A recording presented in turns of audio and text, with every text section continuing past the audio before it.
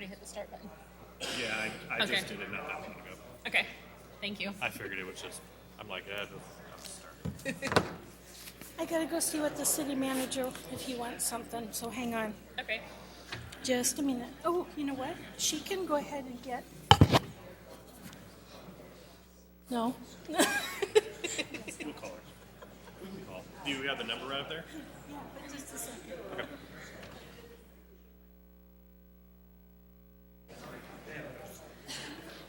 I'm so sorry.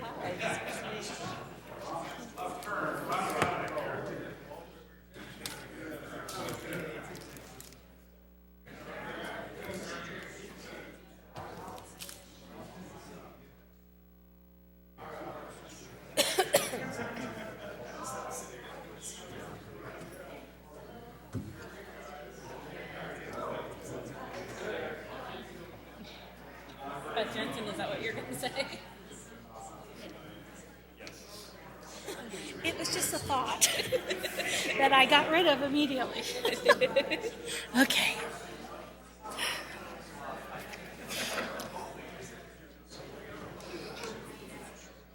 Your mic is on too. So. Okay. Could I have your attention, please?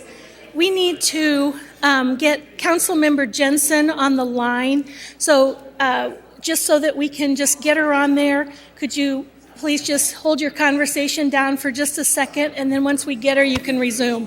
So just a minute.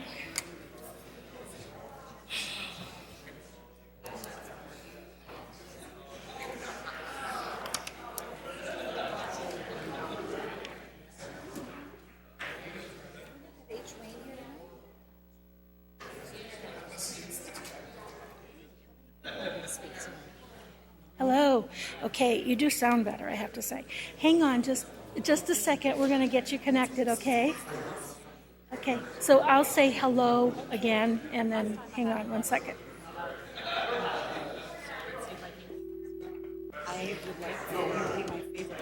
I'm hoping that Beth can speak in some time. Beth. Councilmember Jensen? Hello? Councilmember Jensen, can you hear us? Oh, yes. Can you hear me Okay, thank you. We'll start the meeting in about 5 minutes. Thank you. now? Okay, thank you. Yes. Have you rested?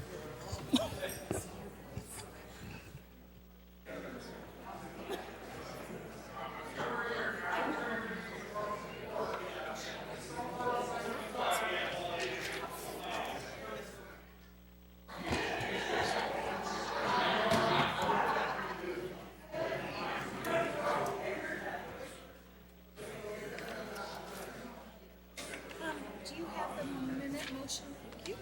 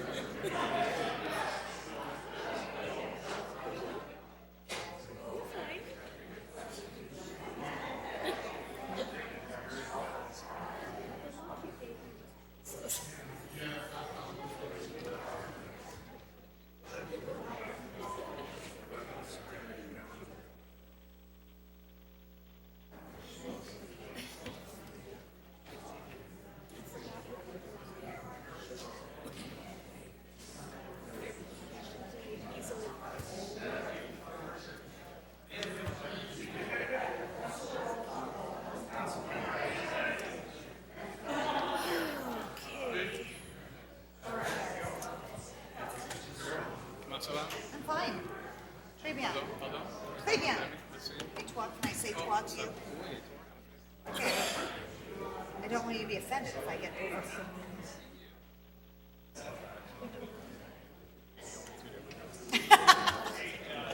Our little secret.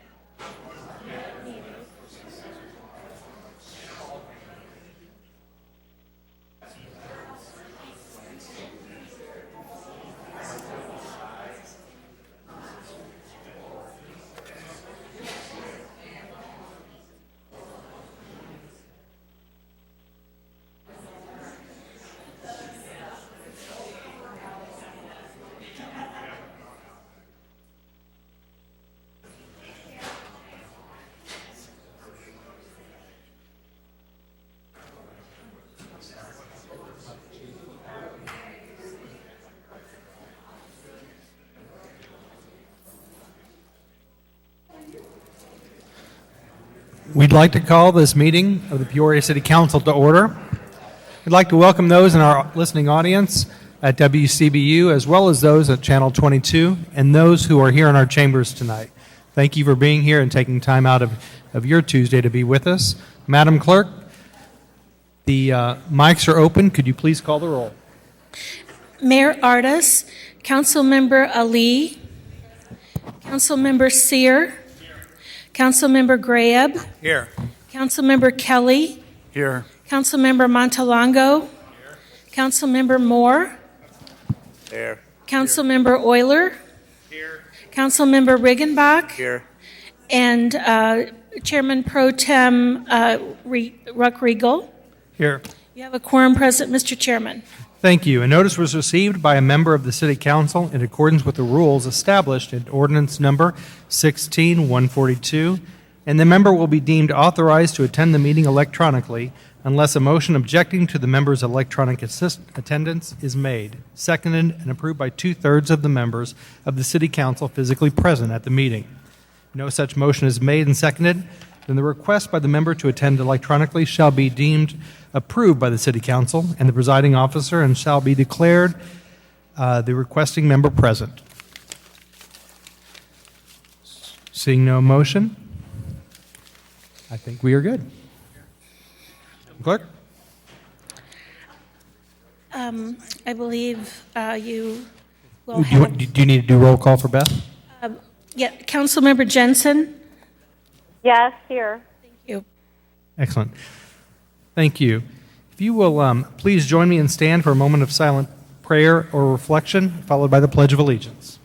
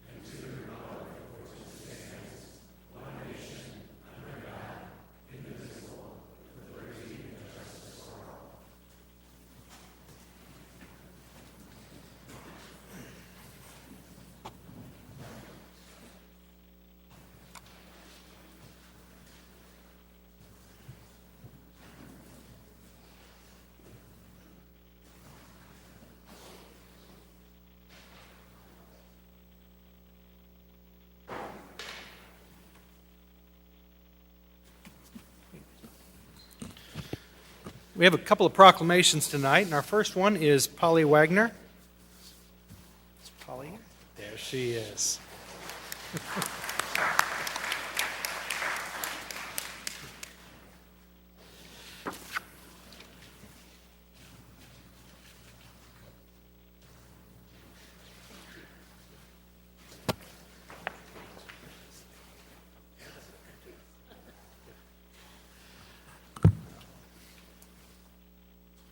Thank you all for being here to join. You know, when we asked who would like to come up to the council, we've got two council members who were arm wrestling to be able to come up here as well. So I think we're going to have some great words from both of them. Your impact is amazing. So whereas the volunteer spirit, which helped build Peoria, is alive and strong today and continues to be an essential part of the Peoria community. And whereas Peoria continues to rely on the efforts of volunteers to enrich and beautify our community while sharing its knowledge and talents. And whereas through their actions, volunteers show every day that they truly care about the community and the people who live here. And whereas a master gardener is trained in the science and art of gardening, and Peoria is honored to have one managing a prominently located garden in our community, seen by the residents and visitors alike. And whereas Mrs. Mary Polly Wagner became a certified master gardener in 2017 and has since volunteered almost 200 hours maintaining the garden at Knoxville Avenue and War Memorial Drive, an intersection used by almost 50,000 cars a day. And whereas we honor and commend Polly Wagner for her time, energy, knowledge, and abilities thus far as a master gardener, and thank her for the continued efforts on behalf of the city of Peoria and our community, now therefore I, Jim Artis, Mayor of the City of Peoria, Illinois, do hereby recognize and thank Polly Wagner in Peoria, Illinois, dated this 25th day of June, 2019. And I think that there is nobody who drives in Peoria and does not take a look at this special place and know that there's a little extra attention and love. Thank you for doing your work on that. Thank you. All of Peoria appreciates what's been happening there at the intersection of War Memorial Drive and Knoxville. It looks great, fantastic. I drove past the other day. You know what it's like in terms of the traffic going past, so I was afraid for life and limb to stop. But I saw you working diligently, and I think you had a couple of helpers with you at the time. That's what I thought. And thank you for everything that you've done to make Peoria beautiful. And also, I know Councilman Riggenbach's going to want to say something, but Cy Maroon, thank you for helping to make this project happen by recruiting Polly. Our Assistant Director for Public Works. And now, Tim? Thank you, Councilman. This intersection is well known for a lot of reasons, not the least of which that's where the 2nd District meets the 3rd District, right, Councilman? But you know, everybody knows that intersection. And a few years ago, we were getting phone calls about it just doesn't look quite like it used to look. And it's easy to complain and call the councilman and put something on Facebook about it, but this lady here took it to the next step and said, I want to help make it better. And look at what it looks like today, ladies and gentlemen. I think we owe Polly a huge thanks, and Cy Maroon again, when he was given the introduction to Polly, didn't waste any time in getting this put together. So what an incredible partnership. Thank you, Cy. Thank you, Polly. And I think we're all better off because of it. Sweet, thank you.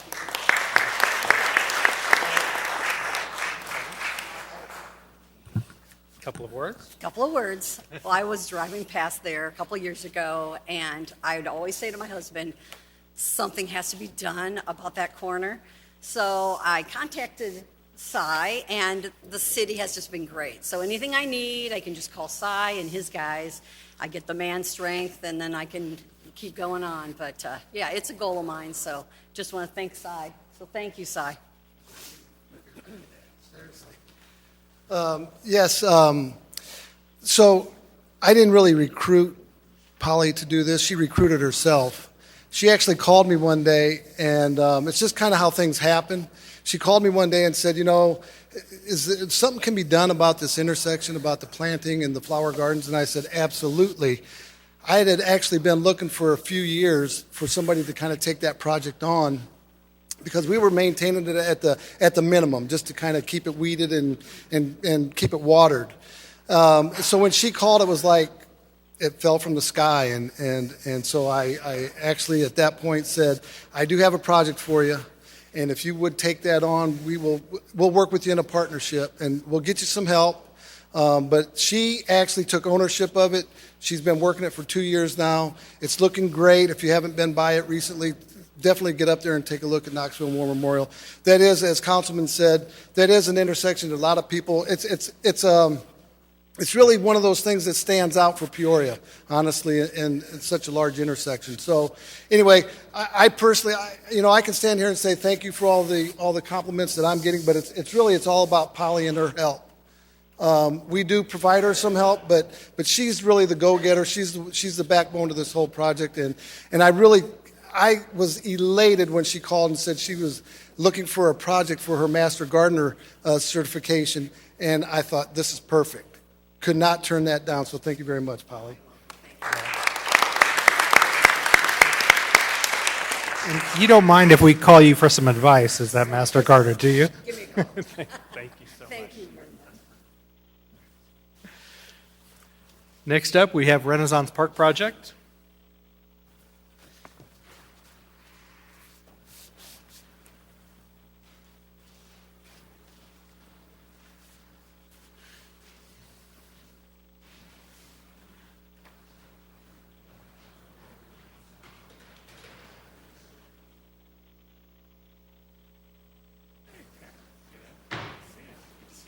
see you. Thank you.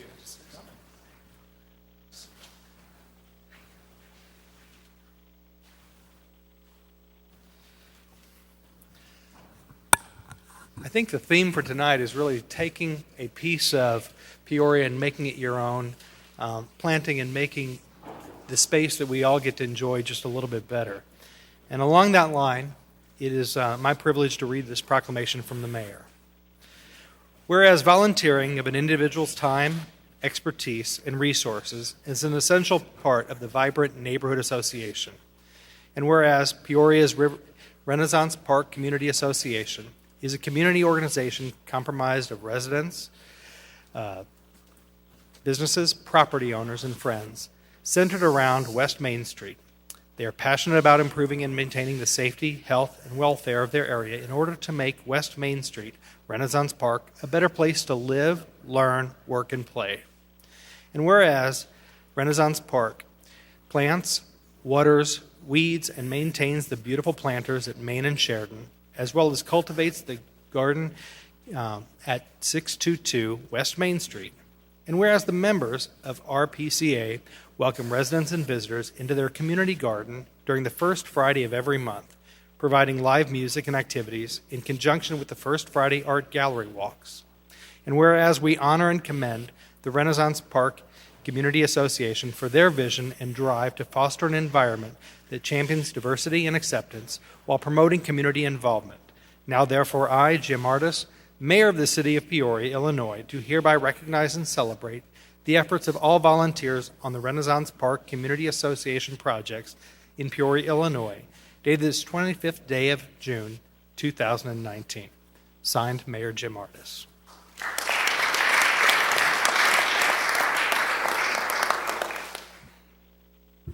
Again, it was a real sigh of relief to get a phone call from Cy Maroon, our Assistant Director of Public Works, to tell me that he had plans for the pots at yet another location, and that would be Sheridan Road in Maine. And of course, that's the epicenter for much of the work done by the Renaissance Park Community Association. Fantastic association. And then when I got a little phone call from Per Ellingson, maybe I called you, Per, stating that Peter Kobach and some other volunteers were interested in planting the flowers, I thought, well, that's a win-win all the way around. So I want to thank Renaissance Park Community Association for all the things that you do, not just the planting of the flowers in these pots at Main and Sheridan, but everything you do throughout the year. And with that, Chairman Ruckriegel, maybe we would have Per Ellingson make some comments and Peter Kobach, and they could point out who their volunteers are who are here tonight. That'd be great. Per, would you? So I'll just say a few words. Wanted to thank a few organizations for participating on one of the recent projects that we're kind of talking about here, as well as organizations that we have worked with and partnered with historically as well on other projects. I'm going to try not to name individuals because I know I'll inevitably forget somebody, and that's no good.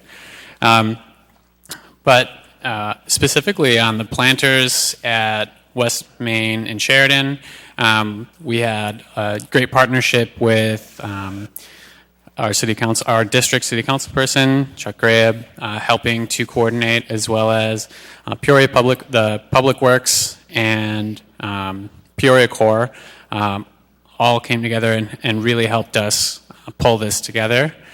When we first did it 2 years ago, and again this year, the community association started several years back to represent the community and try and help bring people together around our common shared space around West Main. And we call it a community association. It's a little bit different from a neighborhood association or a business association, because that area is really a hybrid. We've got people from all walks of life, students to hospital employees to kids and families and young single millennials, also apartments and homeowners.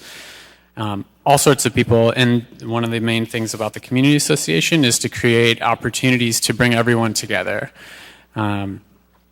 So I'd love to ask everybody here tonight, my one thing I'd ask of you to take away from this is simply get to know your neighbors, and I mean all of them. Just make an effort. Just give a wave. Anything you can do, sit on the front porch for a few minutes every day, and you'll get to know your neighbors sooner or later that way, passively. Taking walks in your neighborhood. Those are the bare bone, incremental starting building blocks to building community, and it's really important for a number of reasons. So I just wanted to ask that of everyone here today. I think that's all I got right now. Thanks.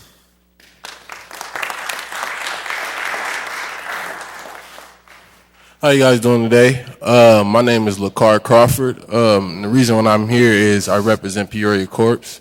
We're a membership group designed from age 18 to 24. And what we do is we go out in community, pick up trash. We do gardening as well.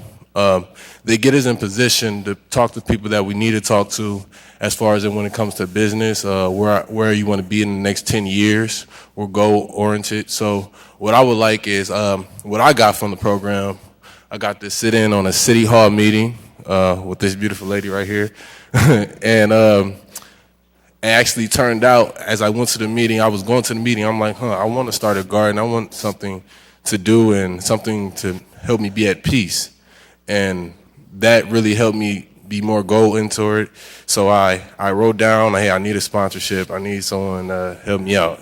And I came here, someone sitting in on a city hall meeting, and I ended up getting a sponsorship through Lowe's. So what that means is I get free food plants. As far as beds, compost, it was all free because they want to see me succeed.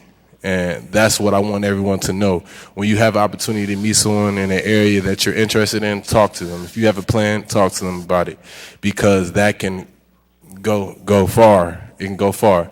And I would love the community to help as far as with the garden. I've been working on it on my own so far, but I had a few people stop by and help me as far as the beds go. But it's a peace thing, and to know that if anything happens, you'll have food. And it will be healthy food at that. Even if you're not a healthy vegan type of person, there might be one day where you need to eat a cucumber or anything like that. So I would love for you guys anyone who has any ideas, I can help you out. I can give you food plants. I don't mind giving away some for free. I have a lot. I keep getting a lot. So if you're thinking about like a garden, or you're like, hey, how can I get a lot to start a garden? Or, I mean, it will lower the budget in Peoria. I mean, that's all we're asking, is you to help Peoria in your city. There's a lot of things that we complain about, and we'll sit there and just look at it and criticize it, but don't know it, or don't know the person who's doing it or behind it. And I want you guys to let you know if there's anything that you don't know or think about me and have thoughts on, just come up, please ask me. I'm blessed to help you. So I want you guys to know, if you have daughters, brothers, sisters out there who wants to do this program and are interested in the things that I'm interested in, or furthering the future and want to be more goal-oriented and don't know where they're going, come to Peoria Corps. And they have jobs that help for the city of Peoria, jobs all over. And there's even Andrea, she brought me to City Hall meeting in job shadow for all the jobs in Peoria. Just think of that where it can take your child, and think that where it can take your success future. And even if you need to read a book about it, just do it. I invite you to do something that you haven't done before. And you guys have a blessed day. Thank you.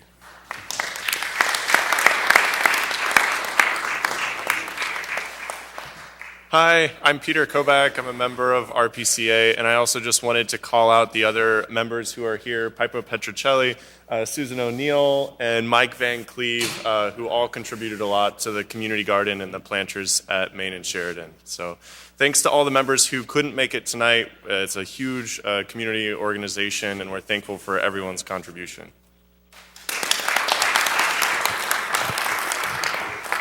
Definitely want to thank them. And I think, these two proclamations really do show that out of gardens, great things grow.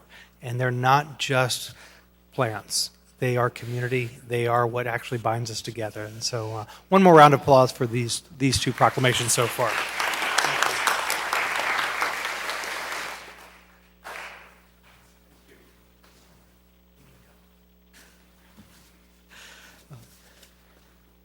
Next up, if I could have Councilman Euler join me. We've got the Peoria Parks celebrating their 125th anniversary.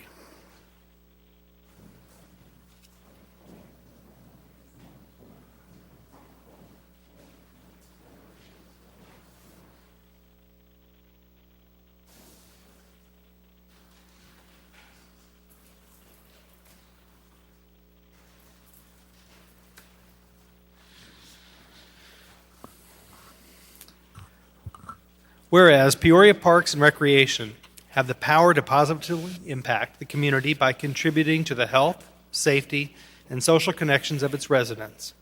And whereas the Pleasure Driveway and Peoria Park District of Peoria was established on March 15, 1894. And whereas 2019 marks the 125th anniversary of Peoria Park District. And whereas Glen Oak Park, originally known as Burkett's Hollow and Madison Park, were purchased by the Board of Trustees on September 6, 1894, making it the first park in the district. And whereas the Peoria Park District is the oldest and largest park district in Illinois, with nearly 60 square miles, including 22 parks, 3 public golf courses, more than 50 miles of trails, a zoo, and a children's museum. And whereas the Peoria Park District has been contributing to a healthy and vibrant Peoria community by responsibly using district resources to offer high-quality parks and recreation experiences to those who live, work, and play in the district. And whereas the City of Peoria is grateful for the collaborative relationship built with the Peoria Park District over the many years of shared services to our community, and look forward to continuing to partner to serve our shared constituency. Now, therefore, I, Jim Artis, Mayor of the City of Peoria, Illinois, do hereby recognize the 125th anniversary of the Pleasure Driveway and Park District of Peoria. In Peoria, Illinois, dated this 22nd day of June 2019, signed by Mayor Jim Artis. With a couple more words, I'd like to introduce Councilman Euler.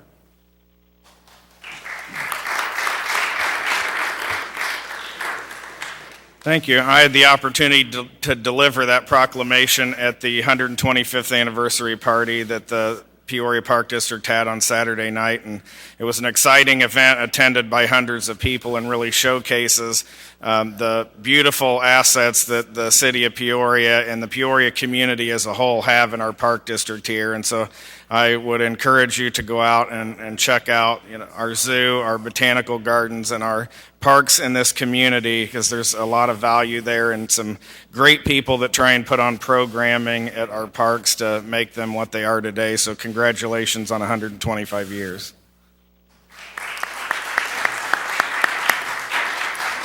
And now to share a few more words is Park Board President Robert Johnson.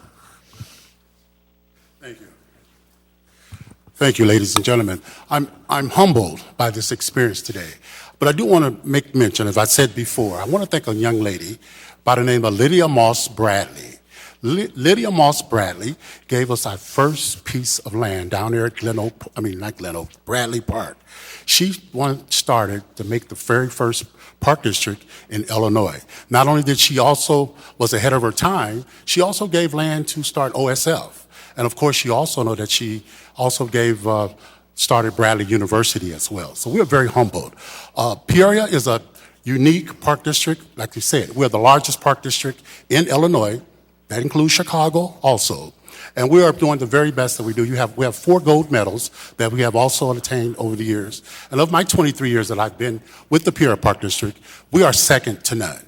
You have a jewel here in Peoria. Everyone throughout the country always calls Peoria Park District for ideals, creativity, cutting-edge ideas. And once again, I thank you all. We appreciate you all and the things that you've done for our community. Thank you.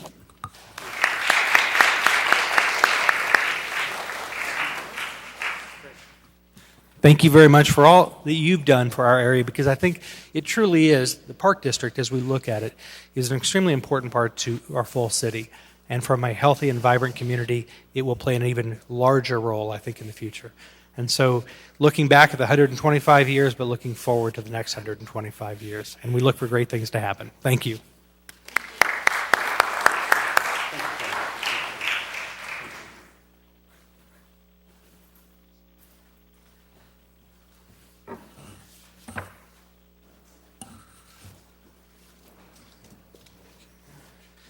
And Zion Baptist Church.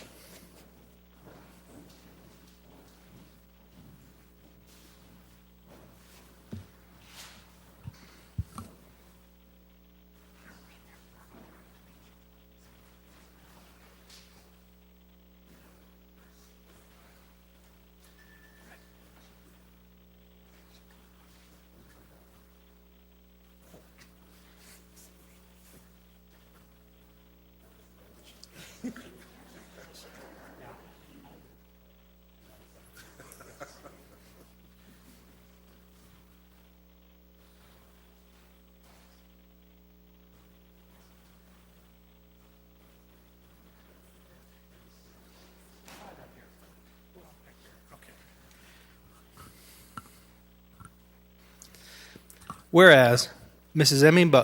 Emma Butler, a former slave, opened her home on Green Street, April 27th, 1879, for prayer. She led meetings for a few faithful believers in Christ. And whereas worship services were moved in 1880 to the basement of the post office on Main and Monroe Streets. And whereas on April 4th, 1880, trustees Jerry Webb, Benjamin Early, and Abraham Carver adopted the corporate name of the Zion Baptist Church. The meeting notes were filed on April 5th, 1880, by Reverend Archie Ward Wedwick, Notary Public. And whereas the growing membership of the Zion Baptist Church recognized the need for securing a permanent location, fundraisers were held, and on July 22nd, 1895, the cornerstone for a new building was laid on the corner of 7th and State Streets. Under the leadership of Reverend F.W. Penwick, the debt of the new building was retired in 1918. And whereas during the Civil Rights era, Zion Baptist Church experienced much growth, on October 23rd, 1962, Sister Emile Glover made a motion to initiate the construction of a new Zion Baptist Church building on the present site at 323 Dr. Martin Luther King Drive. Subsequently, the church mortgage was burned in 1988.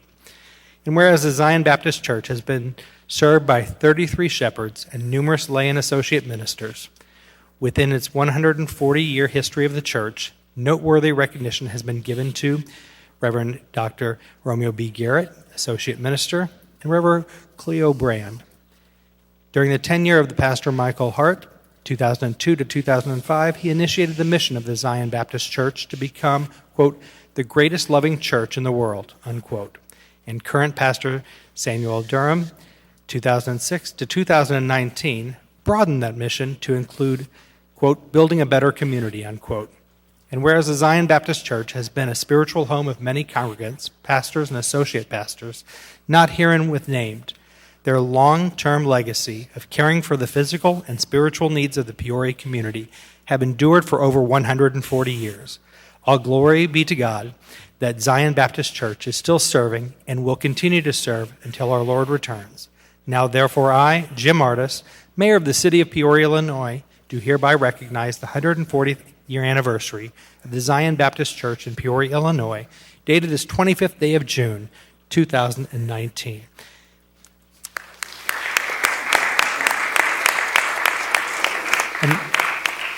And now, before we ask Deacon Kevin Kyle to come up and speak with us, I know Councilwoman Denise Moore would like to say a couple of words. Thank you all for being here today. I had the privilege of reading this proclamation at the church on Saturday during their event, and it has always been a very welcoming congregation whenever you go to their church. In fact, so welcoming that most of you know I've been suffering with bronchitis for a period of time, and I got into a coughing fit that this proclamation had to be put on pause while I recomposed myself. So thank you all for saving me. But I just wanted to say that 140 years is no small amount of time to have a church, an ongoing concern as a church. We need more of what Zion Baptist is doing in our community. We need more of the churches stepping out into the community to help try to calm and soothe some of the ills that are currently happening in our community. So I thank you all for what you have done for 140 years, and I hope that you continue to support them, and please give them another round of applause for this monumental accomplishment.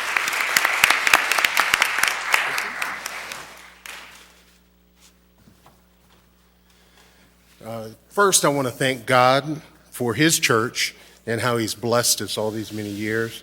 And as the oldest continually serving African American congregation in Peoria, Mayor Artist, First District Councilwoman Denise Moore, and the attending council members, I just want to thank you for this acknowledgement of our 140 years in this community.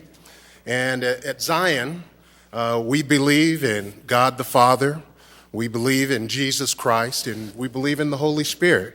We also believe that the Bible is God's infallible word. And all people are welcome at Zion, which is located at 323 Dr. Martin Luther King Drive here in Peoria. And so we'd say feel free to join us Sunday morning. We have a Sunday school that begins at 9 o'clock, worship service at 10, and a second Sunday school at 11:30. Or you can, we have a prayer meeting too on Wednesday that's at 6 p.m. And you can visit our website, which is zionbcpeoria.com, to learn more about additional activities such as our Vacation Bible School that's coming up July 23rd through the 25th, and it's going to end with a cookout on Friday the 26th, so come to that.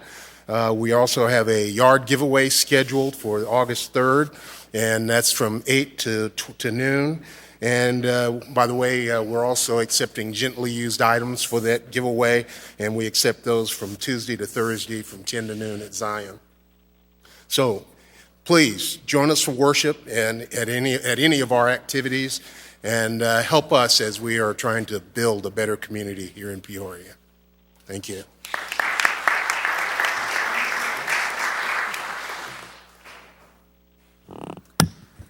Good evening, everyone. I'm a member of Zion Baptist Church. My name is Rosemary McCullough, and I have to just talk about one more initiative the church is putting in place. And we are partnering with other organizations through Brighton to do Souls for Souls. There are thousands of persons throughout the world who are without one pair of shoes. And our church is working with the African American Hall of Fame and concerned African American retirees to collect shoes from Peoria. So if any of you would like to contribute some gently used shoes, please drop them off at Zion Baptist Church or contact me, Rosemary McCullough, 360-0990. And we thank you for caring about our community.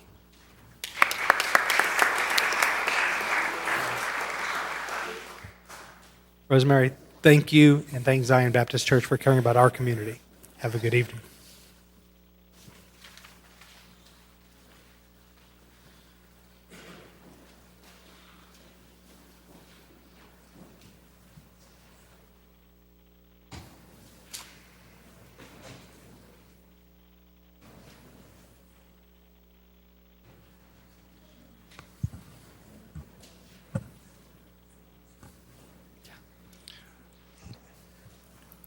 Mr. Mayor, Pro Tem, I move to approve the minutes of the joint City Council and Town Board meeting held on June 11, 2019, and the special City Council meeting held on June 18, 2019, as printed. Okay, seconded by Councilwoman Ali. Are there any corrections or changes to the minutes? There being none, please cast your votes.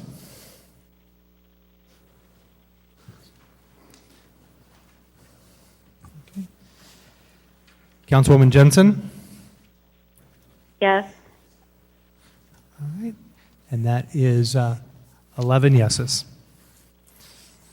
Okay. Madam Clerk? Consent agenda. 19-175 is a request to approve a resolution between the Illinois Department of Transportation and the city to locally let the federally funded Rock Island Greenway project. 19-176 is a request for the following. A is to approve an incumbency certificate and resolution accepting a grant from the Illinois Housing Development Authority for the Abandoned Residential Property Municipality Relief Fund in the amount of $55,000.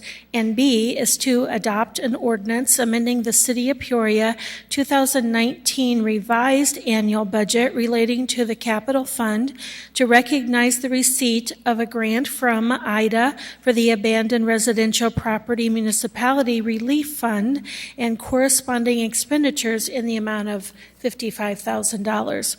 19-177 is a request to concur with the recommendation from the Planning and Zoning Commission and staff to adopt an ordinance amending an existing official development plan, ordinance number 13361 as amended, in a Class N1 institutional district for local sign regulations for property at 1501 West Bradley Avenue, commonly known as Bradley University. 19-178 is a request to approve the following added dates for scheduled events sponsored by PACE, subject to their filing the necessary permits and approval as required by the City Code. The Louisville Slugger Tournament Attendee Appreciation Party on July 17, 2019, the Taste of Peoria on August 14th, Labor Day Picnic on September 2nd, the Rib Fest on September 14th, and the Brew and Q on October 26, 2019. 19-179 is a request to approve the site application for a Class B1 restaurant, 25% food liquor license with on-site consumption and retail sale of alcohol at Cafe Bogota, 5901 North Prospect, Suite 7, with a recommendation from the Liquor Commission to approve. 19-180 is a request to approve the site application to change from a Class A tavern to a Class B restaurant, 50% food, liquor license with on-site consumption and retail sale of alcohol at Casa de Arte at 306 Pecan, contingent upon compliance with all building code requirements with a recommendation from the Liquor Commission to approve. 19-181 are reappointments by Mayor Artis to the Advisory Commission on Human Services with a request to concur of Mark Brown, Judith Oakford, Catherine Cross, and Miosha Zobek. 19-182 and 183 are appointments and reappointments by Mayor Artis to the Advisory Committee on Police Community Relations with a request to concur of Bobby Ford, Sharon Draper, Megan Gwynn, and Janice Zagardo. 19-184 is our reappointments by Mayor Artis to the Constitution Garden Advisory Committee with a request to concur of Larry Cobert, Dr. Kurt Field, Kevin McMillan, and Emmanuel Bailey Day. Items 19-185 and 186 are reappointments by Mayor Artis to the Construction Commission of Jason Snyder, Kurt Hubert, and Bill Goad. 19-187 are reappointments by Mayor Artis to the Fire and Police Commission with a request to concur of Thomas Burke, Leonard Eunice, William Watkins Jr. 19-188 are reappointments by Mayor Artis to the Historic Preservation Commission with a request to concur of Leslie Matusak, Jan Kraus, Michael Maloof. 19-189 are appointments by Mayor Artis to the Historic Preservation Commission Marcia Burdette, Marissa Farrell. 19-190 are reappointments and appointments by Mayor Artis to the Liquor Commission with a request to concur of Stephen Morris, Michael O'Brien, and Mayor Jim Artis. 19-191 are reappointments by Mayor Artis to the Mayor's Advisory Committee for the Disabled with a request to concur of Lori Atkinson and Ashanta Huddleston. 19-192 are reappointments by Mayor Artis to the Metropolitan Airport Authority Board of Carl Weiss. 19-193 is a reappointment by Mayor Artis to the Municipal Band Commission of John Day. 19-194 are reappointments by Mayor Artis to the Peoria Civic Center Authority of Paul Leonardo and Yvonne Greer-Batten.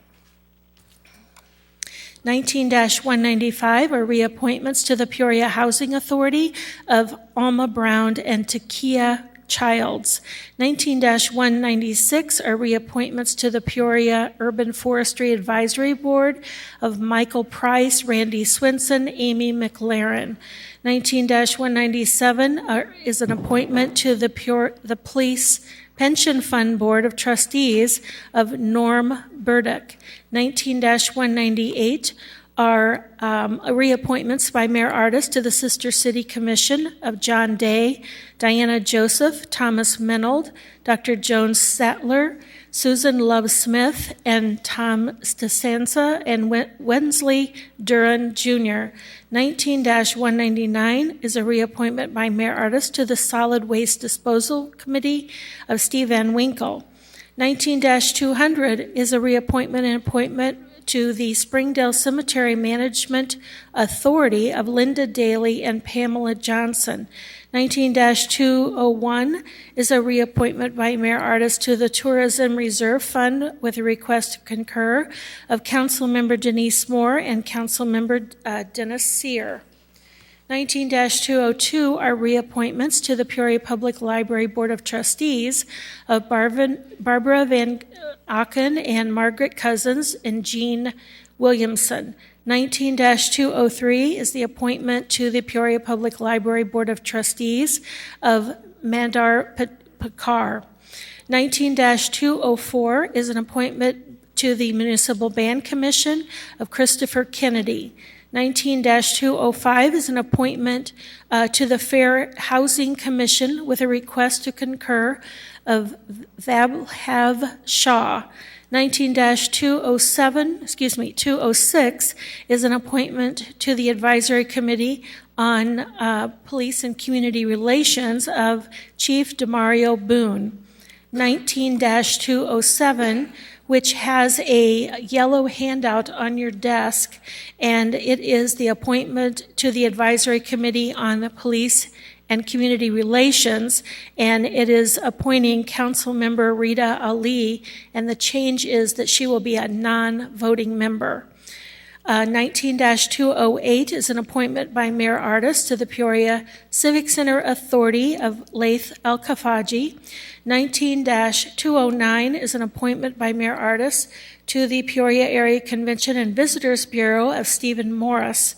19-210 is a communication from the city manager, the city treasurer, and finance director with a request to receive and file the month ended May 31, 2019 unaudited financial report.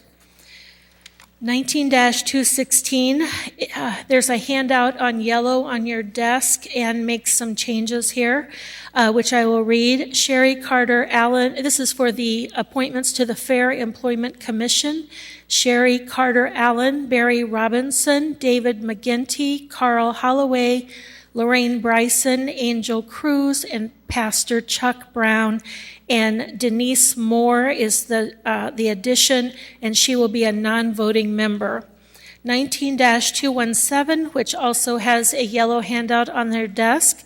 They are the appointments to the Fair Housing Commission with a request to concur of Donna Crowder, Cheryl Boswell, Jane Genzel, Nicole Livesey, Michelle Sanders, and 2 names are removed, and the 2 names added is Crystal Otto Boitas is a voting member, and Councilmember Denise Moore will be a non-voting member. And that completes your consent agenda.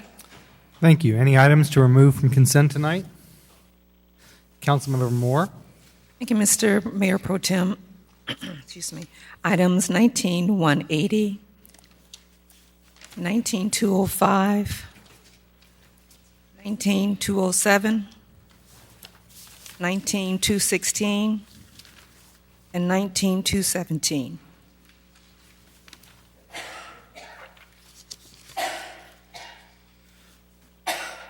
Okay. Not seeing any others on the floor here. Councilmember Jensen, any items to remove from consent tonight? No. With that, could I get motion to approve the rest of the consent by Councilmember Sear, seconded by Councilmember Euler? Please cast your votes.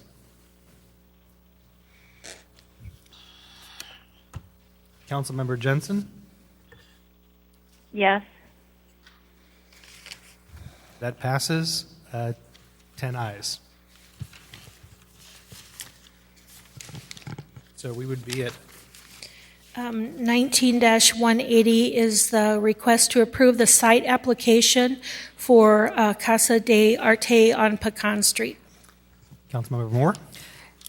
Thank you, Mr. Mayor Pro Tem. I will say at first, up front, I plan to move for approval of all of these items. I just wanted to pull them off to speak to them a little bit. This first item, number 180, I have to say I'm very excited about because it was a long road, Arturo, getting this building open. I'm so happy that he is in the first district, that they're doing what they're doing. If you've never been down there on a Saturday when the market is open and their building is open, and there's a lot of things going on the corner of Pecan and Adams. You really need to come down and see what's happening. They talked about the growth of this operation before they even opened. So they were planning to continue to grow, and they're growing now. And I just wanted to call them out. Wave your hand so people know it's you. Thank you, too, for being here. And congratulate them and express to you how wonderful of an addition you are to the First District, and I hope to see you continue to grow. And with that, I'd like to move for approval. Okay, we got a motion on the floor, seconded by Councilmember Kelly. Any other discussion? There being none, please cast your votes. Councilmember Jensen? Yes. That passes with 10 ayes. That takes us to item 19-205. Is the appointment to the Fair Housing Commission? Thank you, Mr. Mayor Pro Tem. I'm going to speak to all three items. 205 is fair housing, and also 217. So when we get to 217, I'm just going to move for approval on that one because I'm speaking to it now.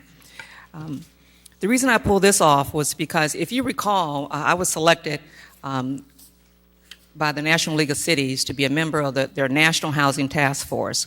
And the reason for the National Housing Task Force was to try to bring some new ideas, some lessons learned to a lot of communities around the nation who are struggling with housing that is not decent, not affordable, and mostly impacting low-income and minority individuals. And so what this council allowed us to do was to separate the Fair Employment and Housing Commission. It was all one organization, one group. And you approved us separating the Fair Employment from housing, and now we have two commissions, Fair Employment and Fair Housing.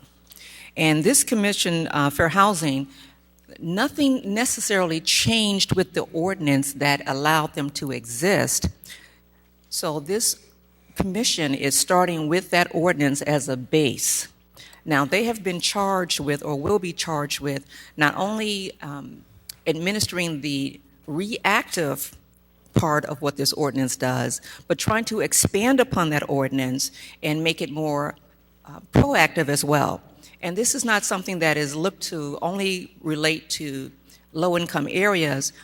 this Fair Housing Organization's commission, I should say, is going to look at housing as it relates to our city, not just a specific district.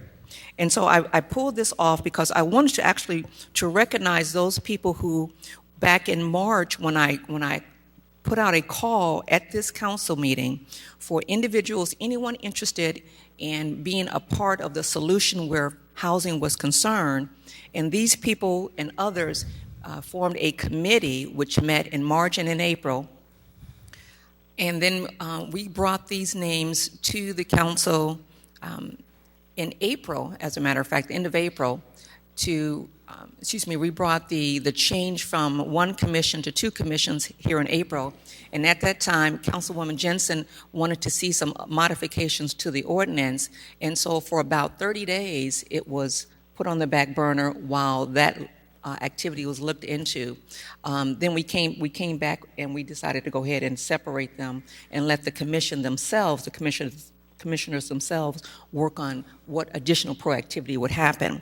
And so I pulled this off just to, if any of these people are in the room, I'd like for you to stand so individuals will know who to come to if they're looking for assistance, if there's a complaint that they have for the fair housing, they will know what individuals are in the room. I don't see anyone standing at this point, so I'll just read their names.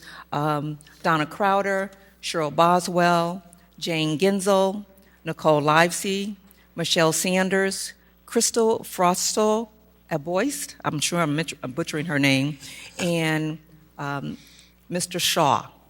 So I want to thank those individuals who proactively stepped up and decided that they want to be part of the solution, and with that, I move for approval. Do we have a second? Councilmember Riggenbach? And City Manager York? Okay. All right, are there any other discussion on this item?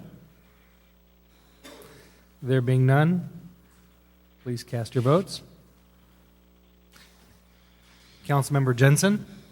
Yes. That passes with 10 ayes. Madam Clerk? Did you want to make a motion on 19205, please? Yeah. I think she was speaking to all of them, that the motion All was of for them? 1905. So we will just record them separately, is that all right? Yes. Is that ever? So why don't we Objections? we'll work down the agenda. I think she was going to addressing them all at the same time. Okay. So that was for 19205. Yes.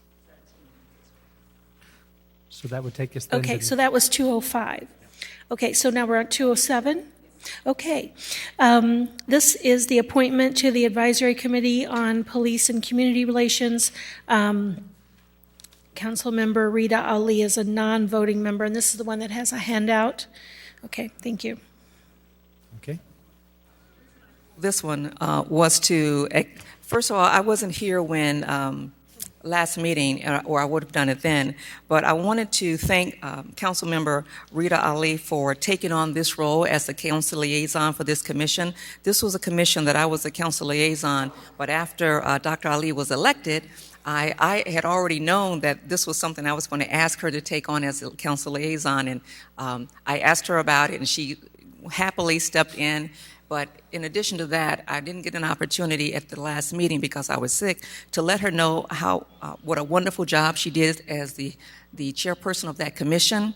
That commission grew quite a bit at her at the helm, and I can see no one else taking over as the council liaison but Councilmember Ali. And so with that, I'd like to move for approval. Okay. I have a second. Councilmember Riggenbach? Any other discussion on this item? None. Please cast your votes. Councilmember Jensen? Yes. Passes. 10 ayes.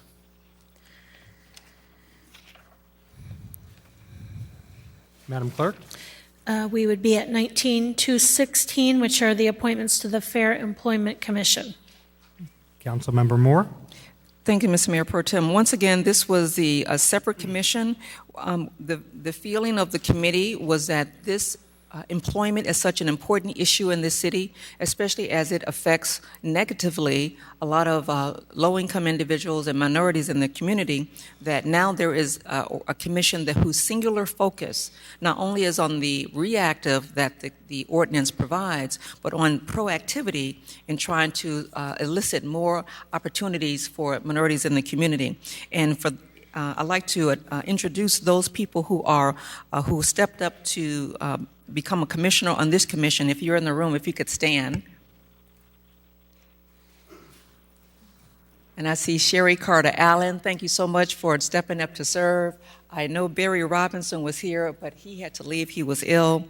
The other members are David McGinty, Carl Holloway, Lorraine Bryson, Angel Cruz, and Pastor Chuck Brown. I appreciate your attendance at the committee meetings, your input, and the excitement around what's going to happen on this commission. So Sherry, thank you so much. And since I have the mic, I have to thank Sherry also for all the work that she did on this past weekend's NAACP Juneteenth program. Was outstanding. It had a family theme, and a family theme is what really came through in it. So thank you, Sherry, on both counts.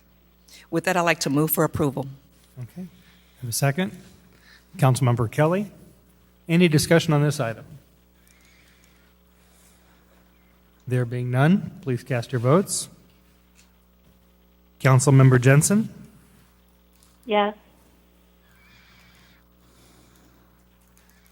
That passes 10 ayes. Madam Clerk? Okay, we're at 19-217, right? Okay, that's the appointments to the Fair Housing Commission. I'd like to move for approval. All right. And do I have a second? Councilmember Grab? Got a first and a second. Any discussion on this item? There being none. See, Councilmember Euler. Thank you, Mr. Chairman. A few months ago when this conversation started, these two commissions were separated so that an emphasis could be put on making them stronger, independent commissions. My concern tonight is that this was done with haste and not fully prepared.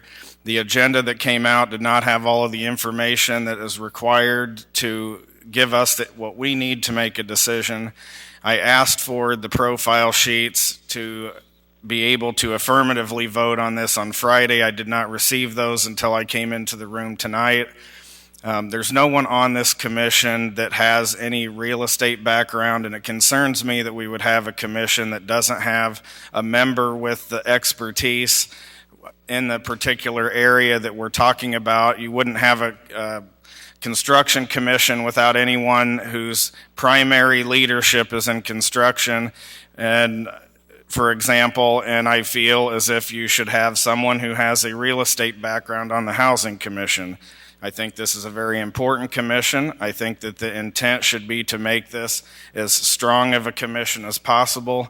I applaud those who stepped up to be a part of this commission, but in trying to discuss before the meeting a resolution to that, there was resistance, so I won't be supporting this item tonight, but appreciate those who have stepped up to volunteer for this commission. But I think that when we do these things, we need to do them right, and we need to ensure that a clear process is followed. Thank you.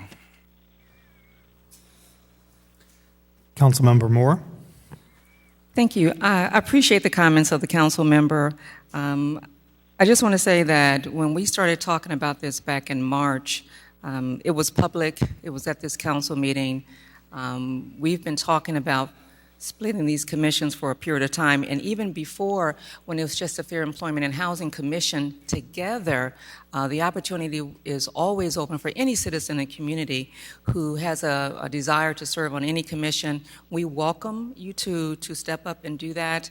I don't know how many commissions we have in total, but I'm not sure that perhaps we need to be, and this is where this using public access to run that information through that Stacy is working on would be helpful, because then it's always in people's faces. I'm very happy that the last commission, when it was combined, had a person from the real estate community there, and that person's tenure expires June 30th, and so it would have been helpful knowing that that was going to expire, perhaps if that person would have been able to maybe influence her colleagues to maybe step up. But in any event, just to let everyone know, these meetings are open to the public. Anybody can come to these meetings. Anybody can make comments at this meeting. Anybody can make a case to any of the commissioners to vote for whatever they're advocating for. So no one is excluded from coming and being a part of this. And as the council liaison, I can tell you that I will advocate for anyone who comes and makes a comment to have their comment considered by the commissions just like anybody else would.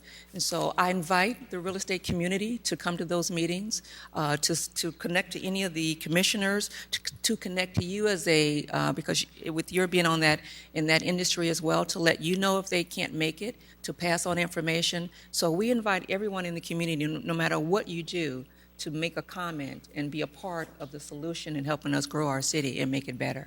Thank you. I would ask for your support. Mr. Mayor? Yes. Pro Tem? Councilmember Jensen? I have a comment. Yeah, I have a comment. I am very supportive of what Councilwoman Moore wants this commission to do and have said that in the past. However, before we vote on this, we'll note again for the record, the ordinance that has established this commission does not give it the authority to do any of the things that Councilwoman Moore has said that this commission will do and what she wants it to do. So I'm just putting that forth in the record again. In order for the commission to do the things that they are directed and charged with doing, the ordinance needs to be amended because it does not authorize the commission to do the things that we as the council would like it to do. So I just want to make that comment again, and I hope that an ordinance comes back, an amended ordinance that gives this commission the authority to do all of the directives that Councilwoman Moore has mentioned. And I guess that's all I wanted to make sure that was said. Thank you. Thank you. Councilmember Riggenbach? Thank you, Mr. Mayor Pro Tem. I would just reiterate the last comments from Councilwoman Moore.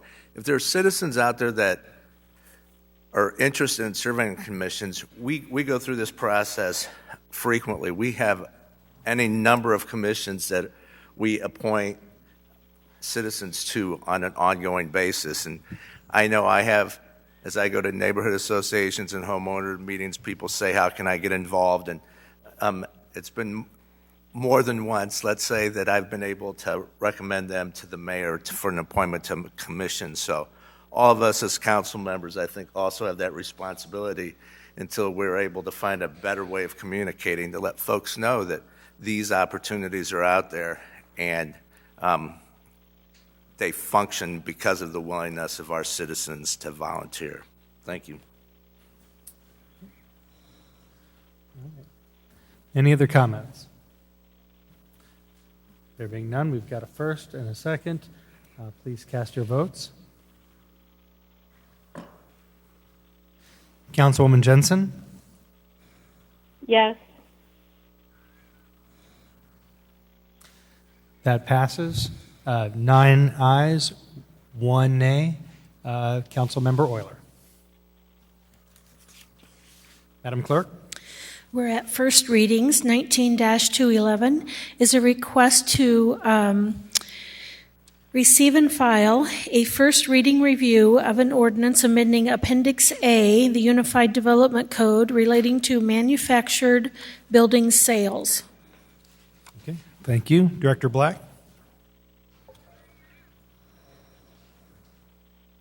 Good. Try that. That one? Try it again. Two. There we go. Thank you. This item before you is In response to a couple of businesses that we have seen in town that have approached the city over the last few months that have been involved in the sale of sheds or accessory structures. So currently in the zoning code, there is an allowed use for the sale of manufactured homes, with the operable word being homes. And what this would do is it would change the terminology from manufactured housing sales to manufactured building sales, and that way we could also roll in sheds or other accessory structures. The location where this would be permitted would not change. So currently manufactured housing sales have to happen within industrial districts, and manufactured building sales would also have to happen within industrial districts. So they would not be permitted within our commercial districts or our farm districts or our office districts, simply within the industrial districts. Okay. Any comments on this first reading? Questions? Councilmember Sear? Move to file, Mayor Pro Tem. Okay, seconded by Councilmember Ali. There being no other discussion, please cast your votes. Councilmember Jensen? Yes. That passes. 10 ayes. Madam Clerk? 19-212 is a request to receive and file a first reading review of an ordinance amending Appendix A relating to outdoor storage and display, with a recommendation from the Planning and Zoning Commission to deny the ordinance, or the staff to recommendation to approve the ordinance, but that's when it comes back for final approval or denial. Director Black? Thank you, sir. We have some more work to do on this particular item, but I wanted to get it in front of council, and then my hope is that we can go back to the Planning and Zoning Commission and discuss this item a little bit further. Where this came from was some concern that the blanket requirement that is currently in the code that basically says if there is outdoor storage of materials, they have to be screened by 100% opaque barrier. So effectively a fence. And the concern was that in some of the industrial districts or some of the industrial uses, that is perhaps both unnecessary and is significantly expensive given the size of some of the industrial parcels. However, the commission felt that there was still value in having screening. So what I would like to do is take any questions that the council may have on this particular item, and then go and see if staff and the Planning and Zoning Commission can come up with a recommendation that we can both support and bring it back to council. Councilmember Moore? Thank you, Mr. Mayor Pro Tem. I do have a question. Are there any areas where this would go into effect immediately? Are we talking about industrial districts, but are we talking about areas out in the 5th District? Are we talking about areas along the 1st District, along Washington Street? Are those the primary areas we're talking about? Yes. So primarily the industrial districts in town are along the river. That would be the heavy industrial districts. And then up in the Pioneer Park, Mount Holly Industrial Park, which is our light industrial area. And then there's a few other small parcels of industrial throughout town. So to answer your initial question, this would go into effect as soon as the council took a vote on it. But I would, as I said, I would like to have an opportunity to take this back to the commission and have a further conversation with them before we bring anything to the council for final review. With this, if it was approved by council, God bless you, would there be areas that are screened now that could possibly potentially be removed because the screening would not be required anymore?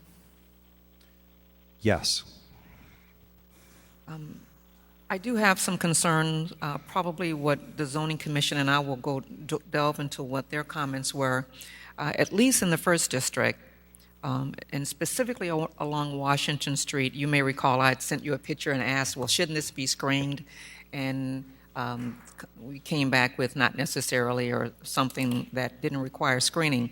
I would have some concerns about areas that are being heavily trafficked now, especially with Washington Street, with all the improvements that have occurred in the warehouse district area.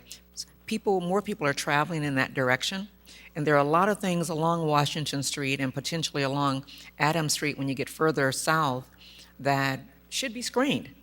There are things out there now that I will ask about that should be screened on Adams Street because it looks industrial. And I think we can coexist with industrial with a little assistance by those business owners by providing some amount of screening so it looks better. So I will be interested in what you come back with, and if you take it back to the zoning commission, I'd like to be made aware of when that is so that I can hear what the discussion is. But for my district, for the first district, I would not want there not to be screening in the industrial areas for some of the obvious reasons that you and I have talked about in the past. Thank you. Councilmember Graham. Director Black, you'll remember probably about 15 years ago, we had many, many complaints about the junkyards, the scrap yards, and the explosions occurring when they were compressing vehicles that still had gasoline in the tanks, rocking homes, causing structural damage to homes in the first district. And out of all these discussions, we, in concert with the fire department, required that the gasoline tanks be emptied before the compression would occur. We would not have the homes on the south side being shaken. We would not hear the loud explosions all over the city in many respects, probably well into most of the Bluff neighborhoods. And during that particular discussion, we addressed also very carefully the appearance of our scrap yards and how awful they looked and what other communities were doing to screen them. And would this impact our current screening of the scrap and junk yards in the first district? As it is currently written, yes, it would, which is one of the reasons that we want to go back and see if we can work on this a little bit more. Don't definitely want to go that way. So, yes, it does need more work. It's not ready for prime time. Thank you, Director. Councilmember Montalongo. Thank you, Mr. Chairman. Director Black, just a quick question here. And so if a business in the industrial area wanted to do this, they could still get this done through a special use. And I guess my question is, why do we want to change that? So the answer is perhaps if the particular use was a special use, then the property owner could come to the city council and ask for a waiver through the special use process from the screening requirement. If it's not a special use, if it's just a permitted use, then the avenue would be to go to the Zoning Board of Appeals and ask for a variance, which would be very difficult to get because to get a variance, you have to show that there's a hardship. And in effect, there's really no hardship that I could think of that would stop someone from putting a fence up. So the answer is perhaps they could get a waiver through the special use process, but not in every case. My last question, too, would just be, what are some of the examples when we wouldn't want to have the screening or when it doesn't, I guess, make sense for it? So where we were trying to go with this and have not successfully managed to get there at this point was for the more benign industrial uses. I mean, things, for example, like the storage of building materials outside of a warehouse that has building materials inside it, or the storage of maybe some industrial equipment, pipes and things like that outside of, again, a warehouse or an industrial building where materials are being brought in and out on a regular basis. So right now, the way the code is written is as long as there are materials outside, it has to be screened. And so what we were trying to do was get to a point where there was some allowance for the storage of, as I said, building materials, other construction-related materials, items that you would typically see in a contractor's yard type development. Unfortunately, the way this landed in front of the commission and then came to you was more of a blanket removal of the screening requirement, which would also remove it for junkyards and other very heavy industrial uses. So that's, again, why we would like to take this back to the drawing board and see if we can come up with something that's a little more nuanced.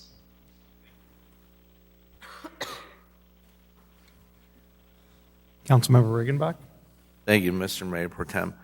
Director, I think you know, I have talked about this particular business along North University at the northernmost part that does storage outside, and for some reason they have a lot of problem with big plastic sheeting and other debris getting blown onto the Rock Island Trail there. So without going into specifics, I just think it's screening as it is now doesn't alleviate all of our problems. So I'm glad to see that you're going to take this back to the drawing board and just make a note about that particular situation that we've talked about in the past, and see if it's screening isn't preventing that's an incredible nuisance for people using the trail. So what can be done to alleviate situations like that? Thank you. Councilmember Sear. Thank you, Mr. Mayor Pro Tem. Director Black, thank you for this work. I appreciate your comment about the fact that this is only a first reading. There's a lot more work needs to be done. So I will move to approve the first reading.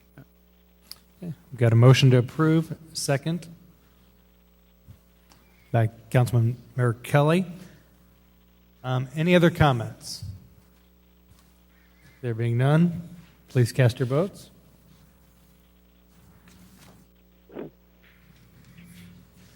Councilmember Jensen? Yes. That passes with 10 yeses. Thank you. Madam Clerk? 19-213 is a request to receive and file a first reading review of an ordinance amending Appendix A, the Unified Development Code, relating to murals. Director Black? Thank you, sir. This item is coming in response to a request from some of the arts community here in town. Currently, under the zoning ordinance, murals can be painted onto buildings, but they can be no taller than 30 feet, and they cannot be painted onto excuse me, landmarked buildings or buildings in local historic districts. So what this ordinance would do is it would allow murals that are taller than 30 feet and murals that would be attached, affixed to historic buildings or in historic districts with a special use. So the applicant would have to come to the city council. They would have to show on a case-by-case basis why there is merit in their particular request for a mural that is taller than 30 feet or a mural that would be affixed to a historic building or within a historic district. I would further note that if it is a building that is historic or in a historic district, the applicant would have to, before coming to City Council, would have to apply for and receive a certificate of appropriateness from the Historic Preservation Commission. Great. Questions on this item? Councilmember Sear? Thank you, Mr. Mayor Pro Tem. Director Black, how would this new language would have effect the big picture and the big blue Abraham?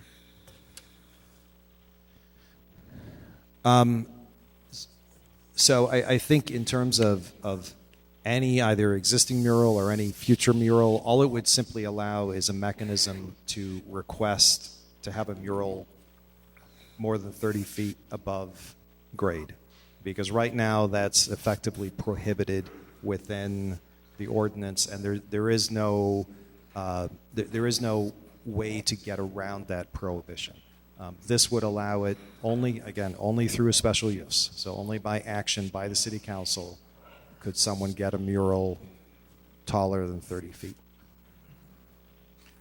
So how did the people from the big picture get Abraham Lincoln up? I'm not sure that I have an answer for that, Councilman. Thank you. Councilmember Riggenbach? Thank you, Mr. Mayor Pro Tem. I think this is an incredible problem to have, that our arts community is so vibrant and so growing that we actually are having murals popping up throughout the community. I think we're all really excited about that. And I would just say, for those listening that are just taken back by the size or some of the specifics, by having this be a special use, that means the council will be given the opportunity to review these on a case-by-case basis. Director Black said that, but I just really want to reiterate that fact, because there could be cases that we decide it is totally inappropriate, and in the historic district there's an additional safeguard for that through the HPC. So this isn't offering a blanket for big murals to pop up anywhere, but it's allowing the mechanism and realizing the fact that there are situations that it is appropriate and will be a great benefit for the community, and there might be some that aren't so appropriate. So good work on staff's part in putting this together and responding to the needs and the requests of the community. Thank you. Councilmember Graham? Thank you, Mr. Chairman. Always interested in answering good questions that are asked, especially by 5th District Councilman Denny Sear. Ross Black, thank you very much for the fine discriminations and work that you and your staff have to do every day. It's not easy. These are not easy issues, although some might think they are. And they do impact the quality of life for our citizens. And we are interested in making Peoria the most beautiful city in the United States, and we have some great things coming which will certainly make it very, very green. But in reference to Councilman Sear's comment about the Lincoln image, now, is that a mural, or is that not more of a projection of light by our code and by our ordinance? I believe it is a mural. I think it meets our definition of mural. Is it projected? No. Okay, how is it up there at night? Explain that. And that's county property, by the way. It is county property. I will agree with you there. I will be happy to bring back, when this item comes back for further review and action by the council, I can bring back some additional information on that particular mural. And I thought that was, an interesting point. And by and large, I think most of us have gotten very good feedback on that, since Illinois is the land of Lincoln, and Peoria is an integral part of the tourism for the entire country. There's so much history here. And so I will be very interested in hearing the answer on that, whether that's a mural, and then also it is county property as well. Are we able, Manager Urick, to do anything about that? Ross is going to, or Director Black is going to appreciate this. But for the 10 years I was county administrator, I always, and Councilman Riggenbach will appreciate this, but I always viewed that the courthouse square was kind of like Switzerland when it came to the zoning requirements of the city. I don't think that Director Black necessarily agrees with me on that, but that was kind of the view that I took when I was in that position. But that is certainly something we can have the conversation with the county about. Thank you. Any other comments? Councilmember Moore? To move for approval of the receive and file. Okay. Just one question, I guess, for Director Black or for legal. Can you address, and I know that we had this conversation come up whenever we were talking about yard signs, about content of mural, I guess the legal constraints to that, if there are any, or how that would apply with this ordinance. Happy to bring that back in 2 weeks, sir. Thank you. With that, seeing no other questions, please cast your votes. Oh, I'm sorry. Second by Councilman Brashear. Thank you.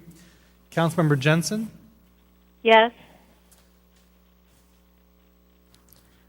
All right. That passes with 10 ayes for receive and file. Thank you.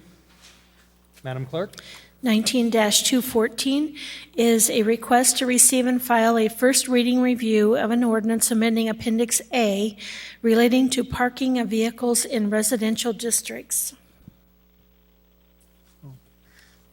Director Black. Thank you, sir. This is simply a cleanup item that resolves a conflict, an existing conflict within the city code.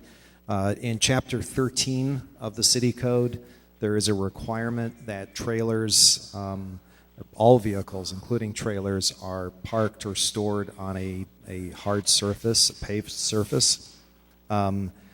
Section 8 of the zoning ordinance, the Unified Development Code, is silent as to whether trailers have to be on a paved surface. So when we have a situation where a complaint comes in, we have one area of the city code that says it has to be paved.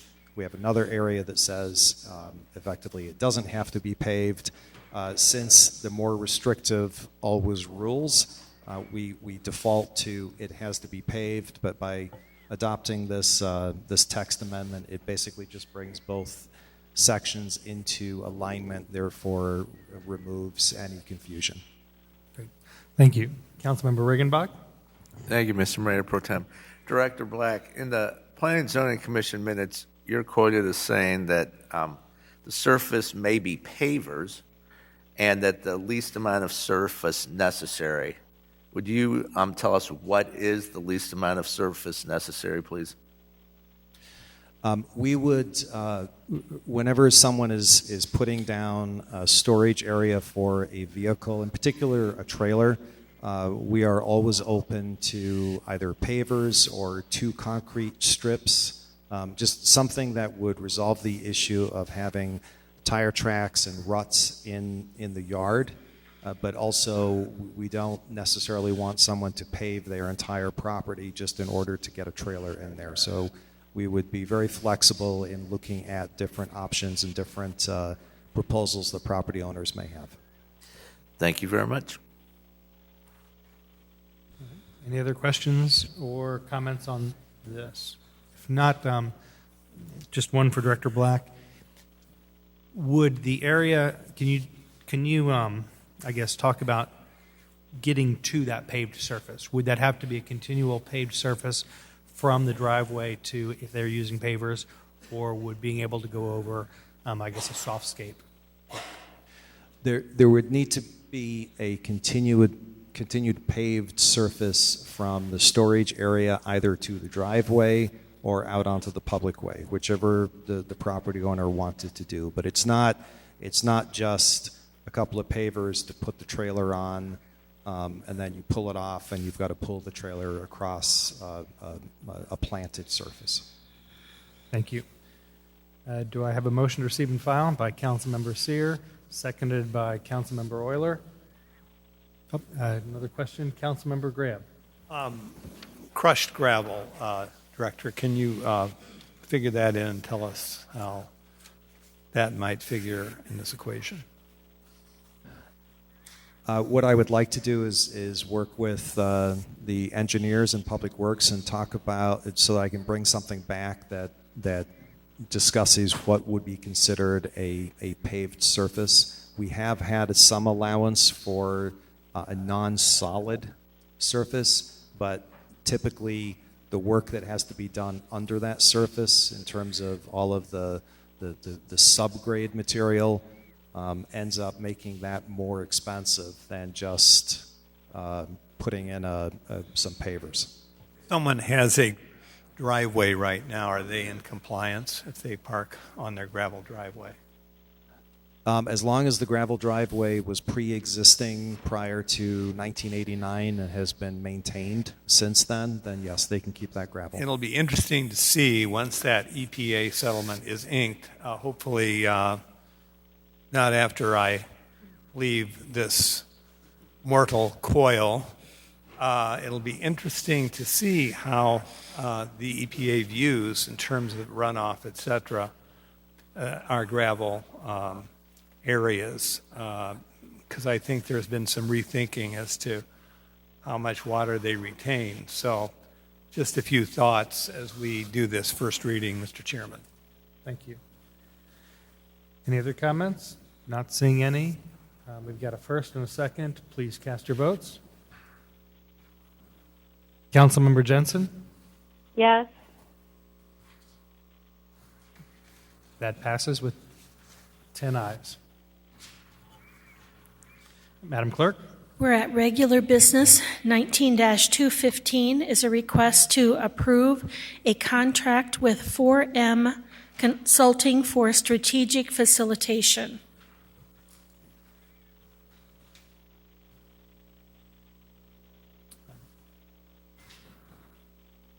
City Manager?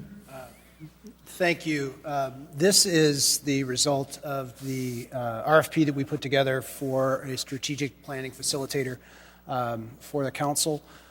We had 3 submissions. 4M was the firm that we have selected.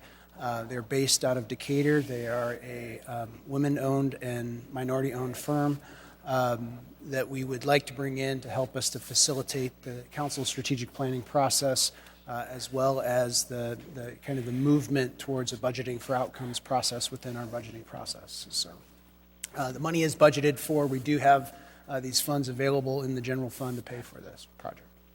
Okay. Questions or comments on this item? Okay. There being none, do I have a first? Motion made by Councilmember Ali, second by Councilmember Moore. Please cast your votes. Councilmember Jensen? Yes.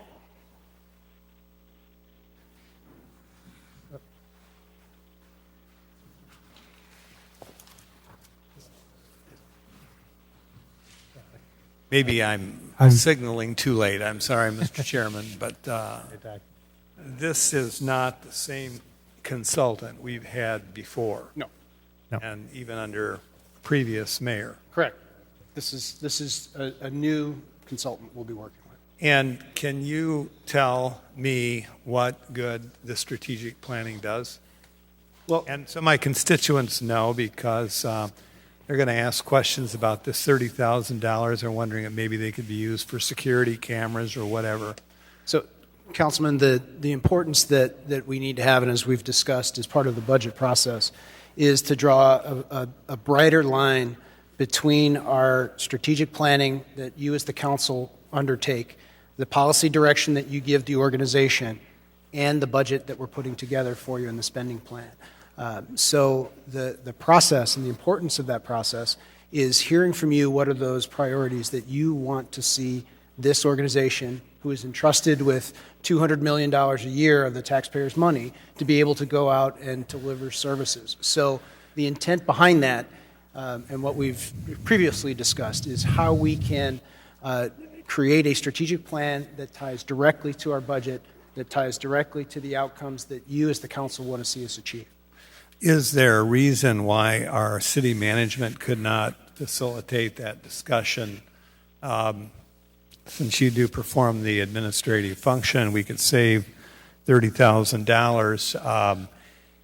If through the years I had seen much come out of strategic planning, this is my 9th council, I might be the first to say, oh, great, this is a new consultant here, and this might really be something almost as good as sliced bread. But why can't the administration do that and save money?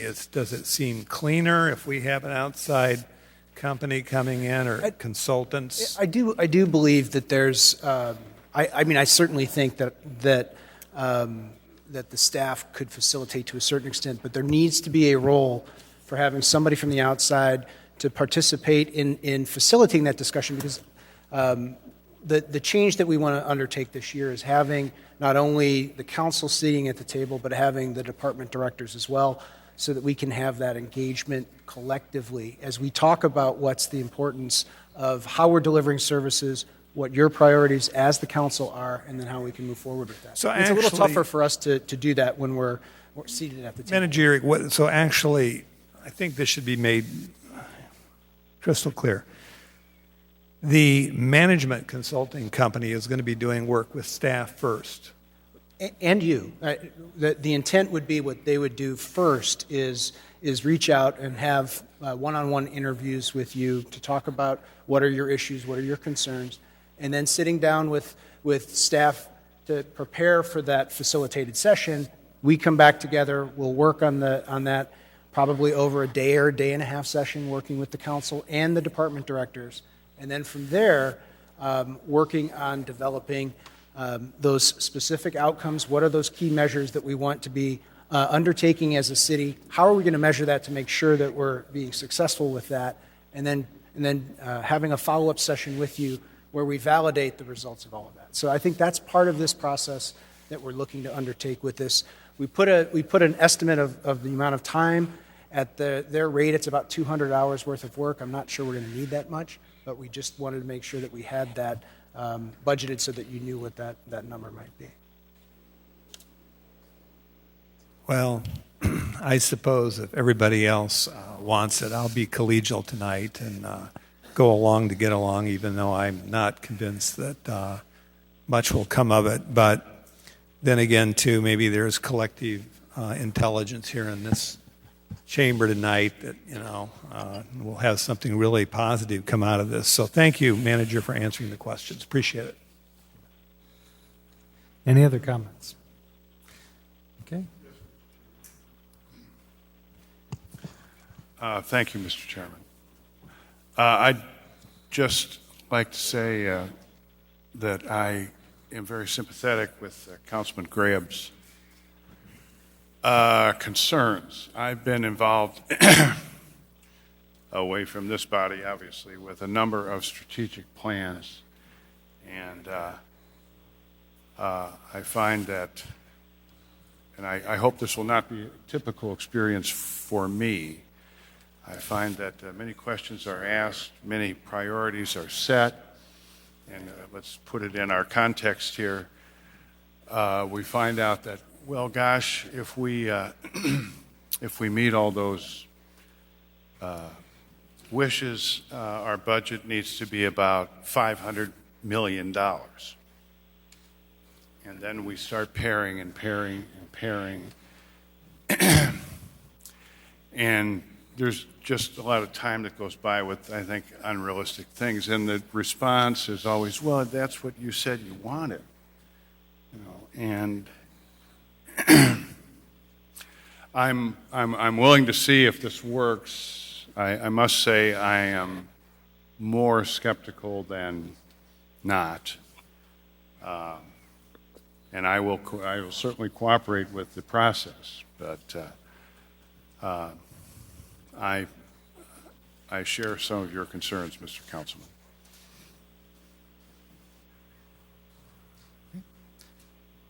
All right. Seeing no other lights, please cast your votes. Councilmember Jensen? Yes. That passes with 10 ayes. Madam Clerk? 19-218 is a request to approve an amendment to the solid waste collection contract with Peoria Disposal Services to extend existing service until September 1, 2019. City Manager? Thank you, Mr. Mayor Pro Tem. This item is a request to just simply extend the current arrangement we have with Peoria Disposal Company concerning the curbside recycling in Districts 1, 2, and 3, where we have alley service, for 60 days so that we can finish the negotiations with PDC over the final house count. PDC, as part of their contractual requirements on June 5th, submitted to us a letter that provided a revised house count. That number is different from the house count that we had previously performed with staff, internal staff from Public Works, and also with FOTH and Rarig, the company that has provided our carts.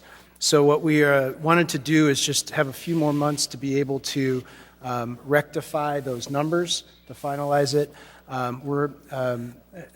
As I anticipated to be the case, they came out with a number that was 39,426. Our number is a couple of thousand less than that. So there's really just a question of going through a couple of thousand houses, doing the accurate work to make sure that where there may be discrepancies, that we've addressed all of those and that we can get that completed fairly quickly. We just simply also asked for 60 days to be able to have enough time to get that done. Councilmember Graham?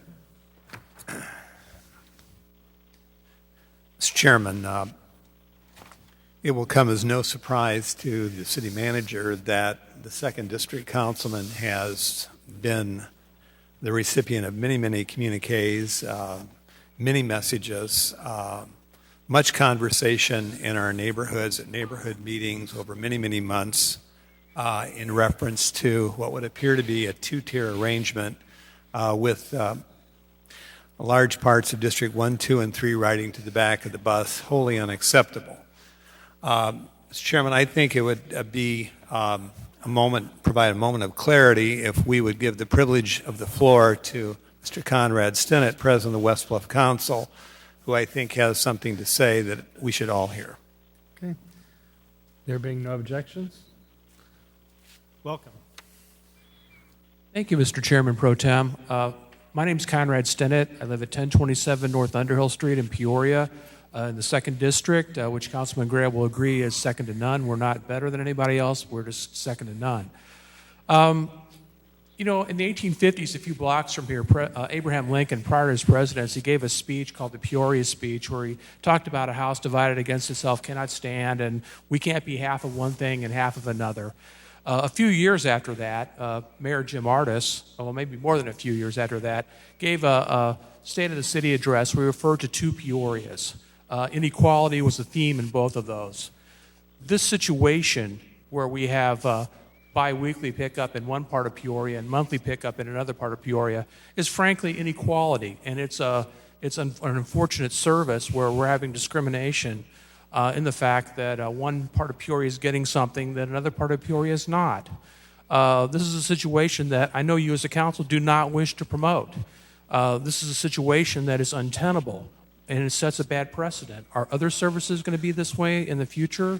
I don't believe that's the case. I hope not. But the situation, it needs to rectify itself. We gave the time to resolve the issue months. Another 60 days. People are upset with the miscommunication, the lack of consistent service. I believe it is imperative that a situation be arrived at so we can have one Peoria with this service. So I hope that you will do the right thing here and know that it's imperative that the situation change to one Peoria, one service. Thank you very much. And Mr. Chairman, one thing I would add, if there is some thought that we need to appropriate more money for this contract to provide equality for all sections of the city, I will not be in favor of that. So I'm just sending that out right now. And I believe most everybody who supported the contract even though I felt that many details needed to be worked out. That's why it was a 10-1 vote. I think the 10 of you, and a couple of you are new to this, had no desire to do what President Stinnett is referring to, and that's have a two-tiered system. So hopefully we can get this worked out, Manager, for the benefit of all. Thank you. Thank you, Conrad, for coming tonight. Okay. Councilmember Moore. Thank you, Mr. Mayor Pro Tem. Councilman Gray brought something to mind as he was speaking about the cost, and so I'd like to ask the city manager, as you're preparing over the next period of months, if you could provide us, as we get ready to go into our budget cycle, what the cost would be for if the service was bi-monthly for all districts, and what it would be for no districts having bi-monthly and just going back to once a month.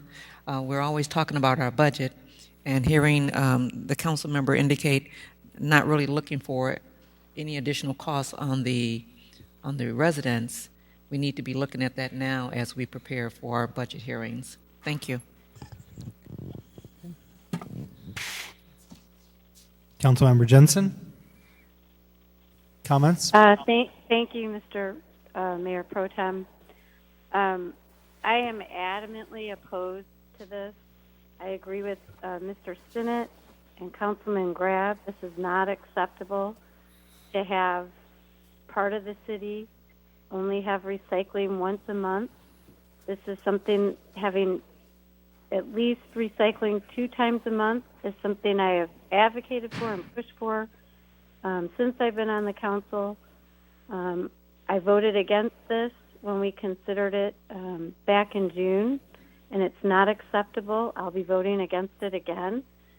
And I hope the other members of the council will consider, what Mr. Stinnett has said, what countless people have said. It's not fair, and it's for us to allow biweekly recycling and to have it in the newer part of the city and not in the older part of the city and not in the entire city. Thank you. Thank you. Councilmember Euler. Thank you, Mr. Chairman. I'm quite frustrated that we're even having this discussion tonight. I think that we have done a disservice to the community over the last several months with this whole discussion. I made the motion to begin with to give 3 more months to get this wrapped up and made a commitment to the public that that's what we were going to do. And we're here in a position where we can't resolve this tonight, so that's really upsetting to me, and upsetting to have to go back to the public and say that we have a problem again that isn't and can't be resolved. We also haven't set this up tonight that we can even really resolve it now, because the options aren't on the table to fix the problem. Even if we vote this down tonight, we don't have the information and what we need to resolve this problem. So we have to do something here. I'm not satisfied with giving this 2 more months. This needs to be quickly resolved. My substitute proposal to what's in the agenda tonight would be a motion to give this till the end of July to get the data in front of us and get this thing wrapped up. We do need to go back to twice a month recycling in the entire city, in my opinion. That's how this needs to be fixed, and we need to come up with the solutions that allow us to do that. But unfortunately, they're not in the packet tonight, so that educated decision can't be made. So the only solution, in my opinion, is that we have to give some type of extension to get this contract wrapped up and get the house count finalized and get the numbers finalized to put in front of us. So again, my motion would be to give this until the end of July, and at the end of July, this absolutely will be wrapped up to resolve the problem. All right, we've got a motion on the floor, seconded by Councilmember Kelly. I've got some lights coming on here. Councilmember Regenbach. Thank you, Mayor Pro Tem. Mr. Manager, I just got to ask the question, and Councilman Euler, very well spoken. Thank you very much for that. We were told on March 6th that absolutely there's not going to be a problem to have this resolved by the end of June. And you just got this data from PDC 2 weeks ago? We received the data on June 5th. That was when this was emailed over. So it's just and what took so long? Well, I can't speak for the company. I can speak for our staff has been taking that data, trying to run it through, looking at the data compared to the data that we've pulled in order to find where we have matches. Like I've said, I think about 95% of this is accurate in terms of the house counts. Where we're having some issues are where we may have vacant lots, where we may have multifamily units that are multiple numbers, and or we've had duplicate addresses. And so we need to go through that. We need to sit down with PDC and do the same thing with them so we're all in agreement on those numbers. And then once we have that completed, I'm firmly believe now that we have this and our staff has been working on it, we'll be able to resolve this within the 30 days that if council so acts on that. Well, I think we've got a consensus on the council that clearly we thought we were getting twice a month recycling. So that maintains, that is my position still on that. I'm just very frustrated, though, as well, that we were told this would be not a problem, that their attorney stood up and told us absolutely, and now here we are at the end of June, and it's not happened. I would just tell them there's still one cart unaccounted for on Briarcrest Court, because I still have that old PDC cart that doesn't have the new barcode on it, so you can mark one off that 2,000 that you're looking for. Thank you. Councilmember Sear. Thank you, Mr. Mayor Pro Tem. My frustration comes from a different direction tonight. First of all, Councilman Euler, very well spoken. Earlier, I agree with everything you said. About an hour ago or so, maybe a little bit longer, there's an item on our agenda, 19-210, which is the Treasurers and Finance report that we voted for. It's clear on that report, okay, that we're short $500,000 on this contract. It's very clear if we look at the numbers. So when I talked to Mr. Scroggin about it a couple hours ago, I mean, if you take $500,000 and divide that by the number of households we have in the city, which is roughly 45 to 47,000, we know we're short $1 per month right now. And we're going to start talking about budget pretty soon. So I'm not going to, I'm not, that's all I want to say. I mean, these items are in front of us all the time. We should know these numbers. So, Mr. Manager, I think we want one city, one service for all. And if we're short $500,000, we got to know that we're short about $1.25 or so right now per household. So I just want to make that comment. And very well spoken for Mr. Euler. Thank you, sir. Just to add my couple of comments on this, and I was one of those votes that gave us an extra 3 months to be able to try to rectify this, because I, like my colleagues, believe that every other week recycling is what we heard from the citizens. It's what they asked for, it's what we promised, it's where we were moving. And when that didn't happen the way it was supposed to, we found a bridge to be able to make sure that we were doing the work to be able to make that happen. I know that we just got the information earlier this month from PDC. I hope that we as staff inside of this building were doing our work prior to that we weren't just waiting for that list to come up, because obviously we've got to have a list and we've got to do ours. So hopefully that was going on simultaneously, because just a couple items ago we talked about strategic planning. The only way that strategic planning ever is of value is when we get things done on time, when we say we're going to do them. And that's my angst on this. And I don't know if, the situation was data coming in a little delayed from PDC, or whether we had some ownership in what we could have done beforehand, so that when that data came in, we could have actually merged it a little bit closer. But the frustration is real. This is something that our citizens are dealing with each and every month. And I think that they spoke loudly. We've got to hear them. we're looking at strategic planning, we're looking at budget, and part of this also is making sure that we give the right constituent services. Again, Councilman Euler, thank you for your words on there. I think you summed it up very well. With that, not seeing any other lights. Oh, yes, Councilmember. I've been signaled by a member of our audience here, Mr. Coulter. Would you? I think, in fairness, we should let him come up, unless the council, Mr. Chairman, would have some objection.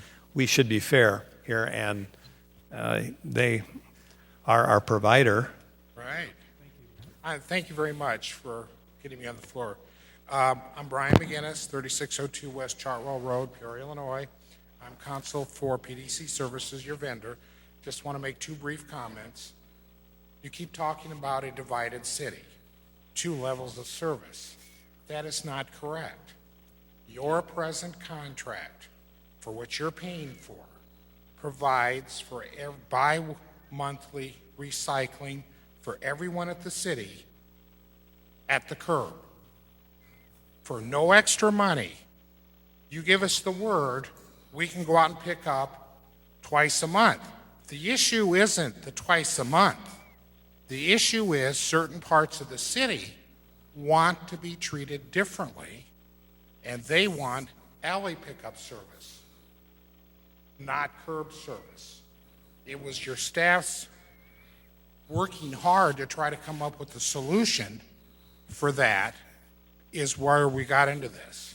But you have bought and paid for bi-monthly recycling for every resident of the city at the curb.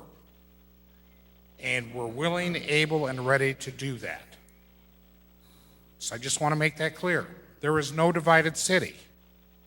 Everybody can have 2, you've got it, it's in your contract. You can have twice a month recycling, pick up at the curb. The question again is, some people want to be treated differently and don't want to have the curb, they like it in the alley. So that's the issue we're struggling with. But your contract treats everybody equally. And secondly, as far as the house count, hey, I told when I stood up, I said end of May, early June. We put 2 guys out for 2 months. You go count 39,426 residential units in the city. It takes some time. In particular, when you get into the units that have been divided into 4. This is the first time that you've got a house count that was done on a house count. And it's good solid list. It's by address and PIN number and street address. The city's going to take a hard look at it. I would too. And I respect that. Did we miss some? You betcha we did. And we're going to get it resolved. But for the first time ever, you're going to have an electronic house count of every resident in the city, including those residences that are divided into units. Plus duplex. I mean, it gets pretty complicated, guys. Let me tell you. So we did our best. Sorry if we were a week or 2 late, but we pushed our guys pretty hard. But like I said, they had to follow every route, and it took them some time. But I think we're going to end up when we're done. When we get done with this process, the city is going to have a rock-solid house count for their garbage collection service for years to come, that if we all work hard and keep it up, I think we're going to have something that's of tremendous value. So thank you. Mr. Chairman, if I still have the floor. Thank you, Mr. McGinnis, for telling us what the issue is. We know what the issue is. We've been hearing about it from our constituents for months. Clearly, you understand what the consternation is in our alley neighborhoods. And that is the inescapable fact. And it's nice that we're going to have, a hard count. But I will remind you, as the legal counsel to PDC, that, sir, this is the single biggest contract that this city awards to a private vendor. And this is taxpayer dollars. And my constituents are upset. We have very cramped streets in our older neighborhoods, in our heritage neighborhoods. And alleys exist for a reason there. I've got seniors that are having a great deal of difficulty hauling things in the snow and the ice. Perhaps, if you don't understand that, your company needs to understand it. And if it doesn't understand it, I will tell you this, when this contract is up, there will be a lot of people weighing in on whether or not PDC should continue to have that contract. We're watching you. You go back and you tell your client that. We mean business on it. And we're disgruntled with our city management for being tardy in resolving this problem. Thank you.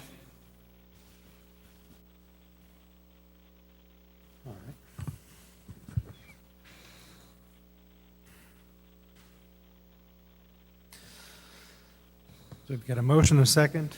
No more lights. Yes, voting on the substitute motion with a 30-day. And just for clarification, City Manager, can you pull out your calendar there and let us know what is the 30 days? This would run through the end of July, so through July 31. Okay. Can you repeat the substitute motion, City Clerk? It is to approve an amendment to the solid waste collection contract with PDC to extend existing service until July 31st, 2019. Thank you. Please cast your votes.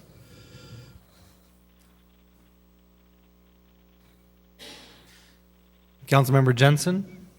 No.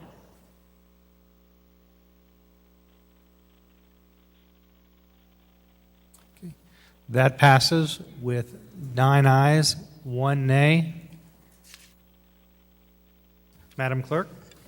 We're at unfinished business. 18-231 is a communication from the city manager with a request to A, approve a purchase option through September 30th, 2019 of the Cemento property in the amount of $5,600, and B is to table the purchase of the Cemento property located at the foot of Spring Street until the National Park Service provides its approval to purchase. And could we please have separate motions and votes on A and B? Thank you. Thank you. City Manager? Thank you, Mr. Mayor Pro Tem. The National Park Service has not given us any response back yet on the information we submitted to them at the end of May.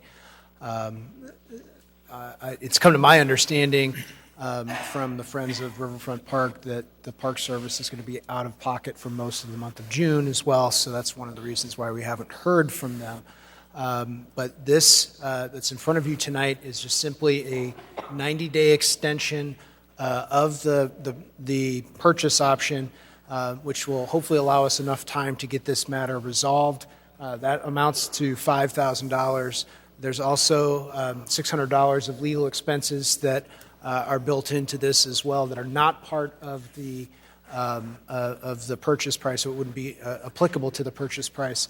But then instead of having this item coming back up every month, we're just simply asking to table it until we hear from the Park Service and so that we can get this matter resolved at some date in the future.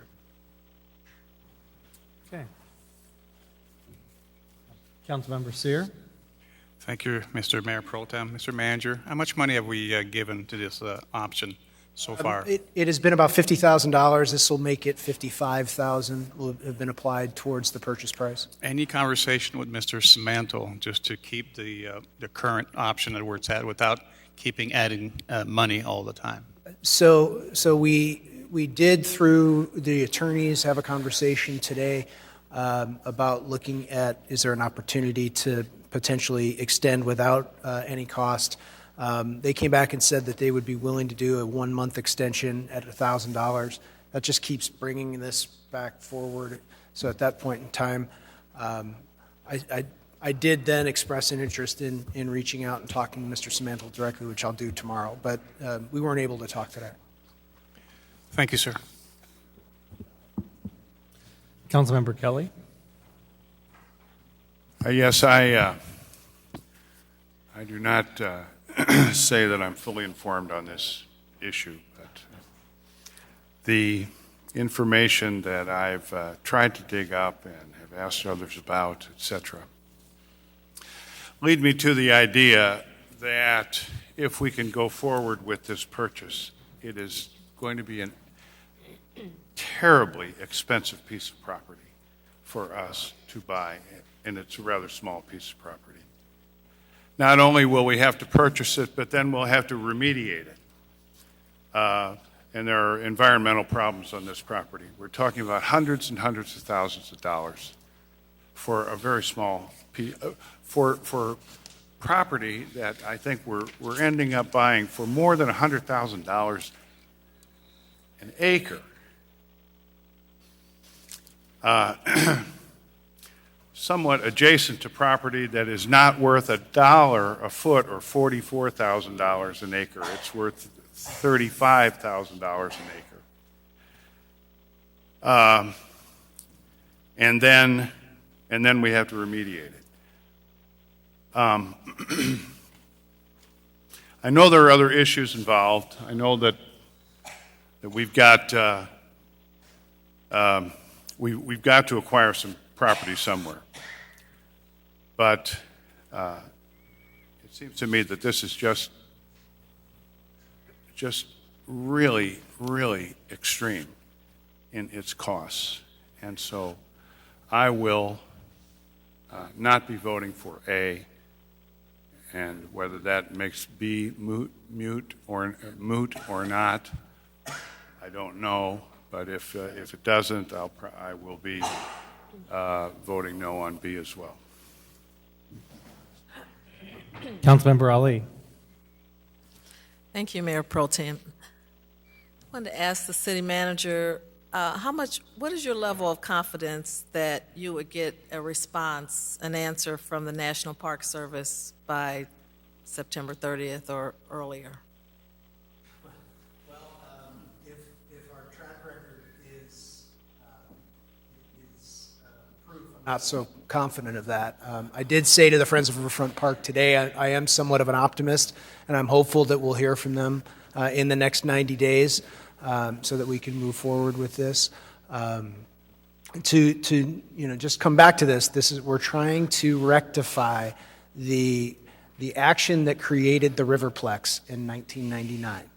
That's what we are trying to do here, is now simply rectify the Riverplex purchase where we took land out of the Law and Water Conservation Fund in 1999, and then now we're being told that we have to acquire enough open space to be able to satisfy that removal of the 3.345 acres of land that was the Riverplex in order to be able to move forward with this project. So that we're just simply trying to close out something that's now well over 20 years old, and we're waiting to hear back from the National Park Service.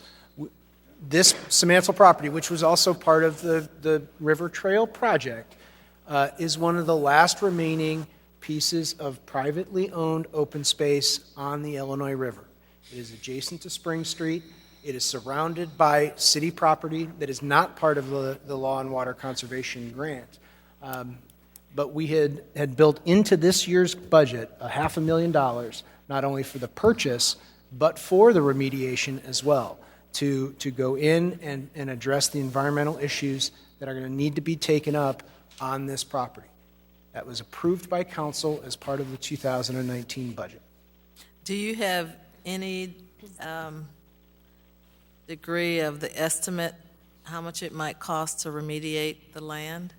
The estimates based upon the work that was done in 2015 on this project, we've estimated that it's going to be about $200,000 to remediate the property itself, and the portion of the property that the city has that wraps around it as well. Okay.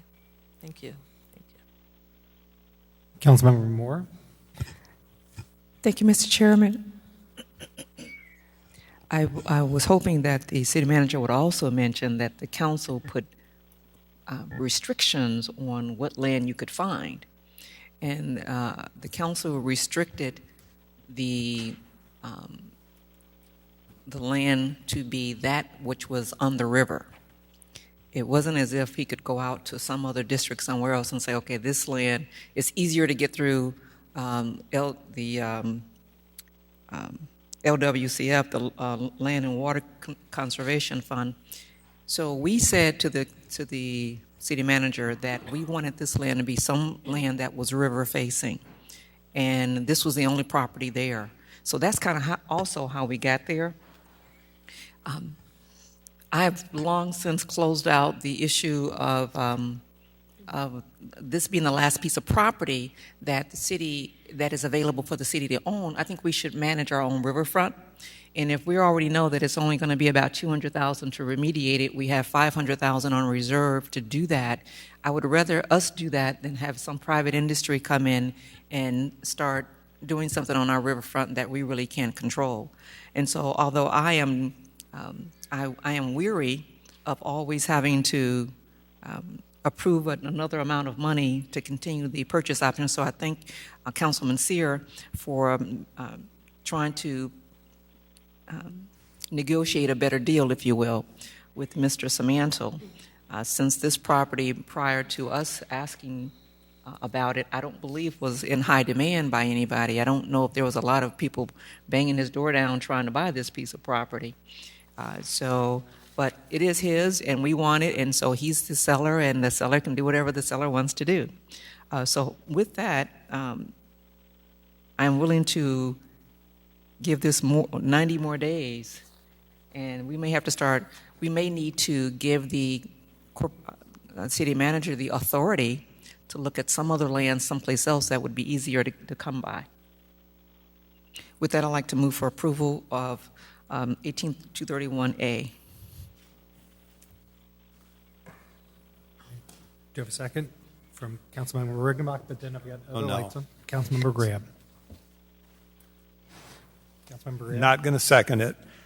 Manager, why do we need to give Mr. Samantel $5,600 more?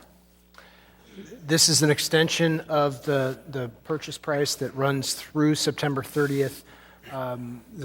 In the discussions between the parties, it was a $5,000 request for that purchase option extension, and then the additional $600 for the legal fees. You know, I agree with Councilman Moore. If this is such an attractive piece of property, let the cup pass from our lips, but not one more dime for this. And I suggested a long time ago that this be tabled because this has been on the agenda. Defer. Council members, you need to get a backbone.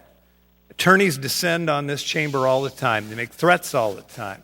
They make demands all the time. They try to get into our public treasury all the time. No, we don't need to give $5,600 for a purchase option through September 30th of 2019. If he has somebody ready to go and buy this, let it go. Manager, find some other place. And that's why I can't support an approval of the purchase option, even though I agree with much of what my colleague Denise Moore says. Councilmember Euler. Thank you, Mr. Chairman. I think at one point there were some pretty impressive intentions for this piece of property, and I was looking forward to seeing how some of those came to life, but down the road here the project has fallen. The intentions here have fallen. I don't believe that if this were in our control it would be taken care of. The public has repetitively told us that they don't want us to be in the middle of this. They don't want to pay to clean this up. And I won't be supporting 90 days. I won't be supporting 30 days. It's time to move on and start looking at alternatives. And I look forward to seeing what some of those alternatives to resolving the situation are. But I think it's time to walk away from this. Thank you. A couple more questions for City Manager. I'm sorry, I'm seeing another light. Councilmember Ali. Thank you, Mayor Pro Tem. Another question, City Manager. Have we ever looked into any grant-funded conservation projects that may help us in the remediation of land on the riverfront, such as in this case?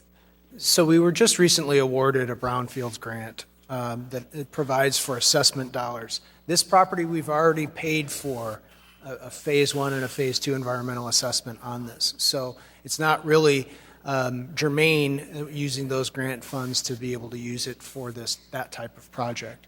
But those funds are available for other North Valley industrial sites that we have.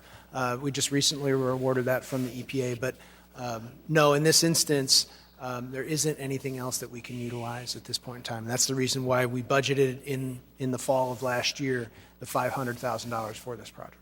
Thank you. City Manager, what's the number of extensions that this piece of property has had since the original? This will be the 9th. The 9th? The 9th. And how many of those have been paid? We've paid for every single one. Okay. Extensions are not unusual in purchases of land. Paid extensions are not unusual. But sometimes there's also unpaid extensions because the situations that are hampering a development from being able to go forward on a piece of property is because it might be out of somebody's control, and it's beneficial for both parties to be able to get a little farther down the timeline. My concern really comes from the fact that for 9 paid extensions, we're where we are, and we don't know that there's going to be an answer in the next 3 months, in the next 6 months. When I first came on this council, we thought that the answer was going to be fairly soon, and we still haven't gotten quite the answers that we thought we would on a timely basis. Thank you, and I think when I called you earlier today, asked for you to reach out to find out if there was a way to do the extension without a payment, because I think it could be beneficial for us to both all continue the conversation. With that, it's really hard for me to be in favor of putting another $5,600 for another 3-month extension where I don't know where the outcome is going to be, where that gets us down. If there was a way to do this extension to be able to keep this piece into play, that would be of interest for me at least to be able to consider. I think that there have been a lot of comments around the council tonight, and I appreciate all of those comments. We've invested a lot of time and a lot of dollars into this. I think the question for the council comes, how many more dollars do we invest in this at this time? There's one more light.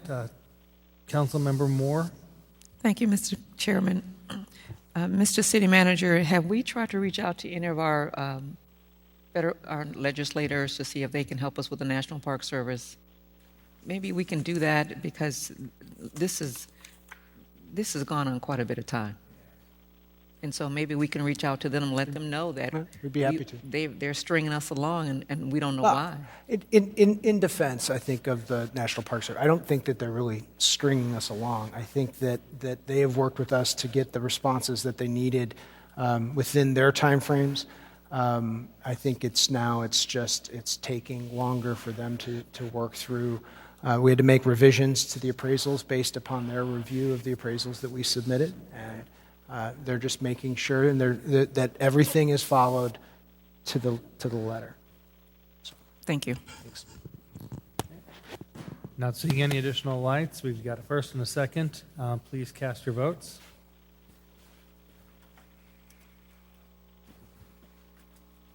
Councilmember Jensen? No.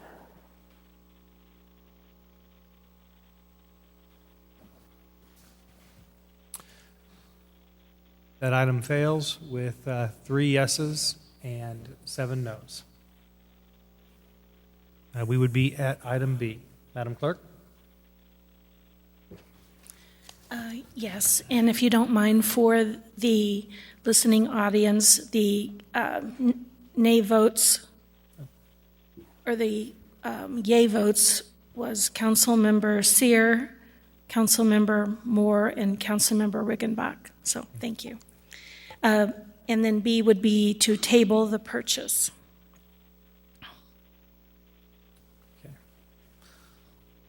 City Manager?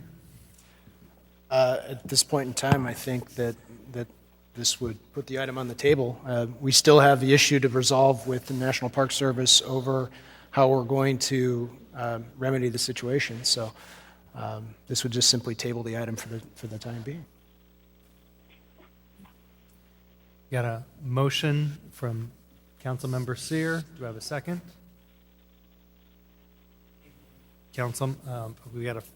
We got a motion to approve by Councilmember Sear, a second by Councilmember Moore. Comments? Councilmember Graham? What is the consequence, Esquire Leist, if we do not approve the tabling of the purchase?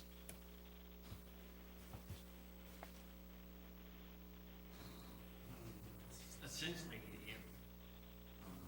it would have no effect whether we table it or not table it. I mean, it's just procedurally, if you vote to table it, we'll have to, at another city council meeting, vote to take it off the table. Then at the next council meeting, we would have to vote upon the issue.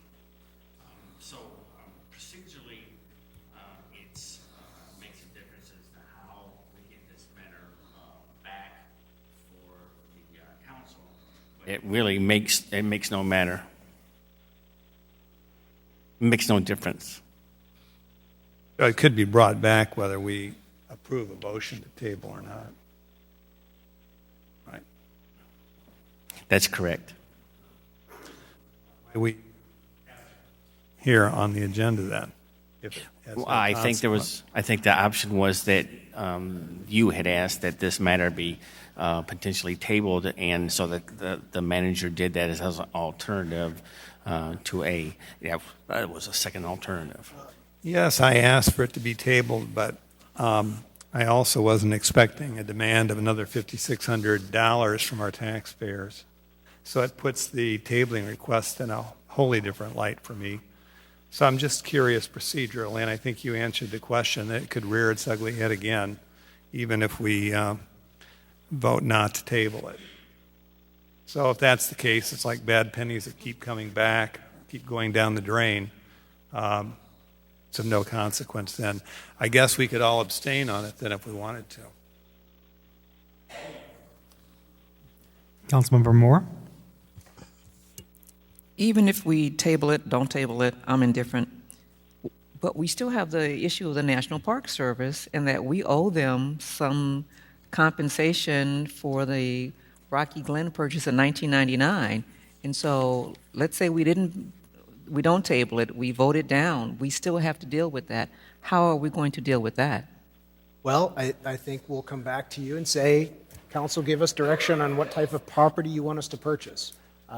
We're going to have to come back and buy some land and put it into open space as part of this project in order to close out the requirements of this grant.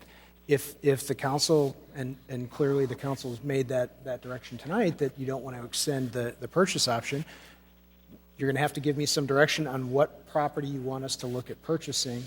Or we can come back to you with some and give you some suggestions, but we're going to have to do that. But you've already incurred $50,000 of expense on the Simantel property to date. And so the last direction, as I said earlier, the last time we gave the city manager direction was to find property adjacent to the river. We have to now give him some different direction. Are we, as a council, directing him now to look beyond the riverfront to other properties that might satisfy this? If we are, we need to state that so he knows where to start.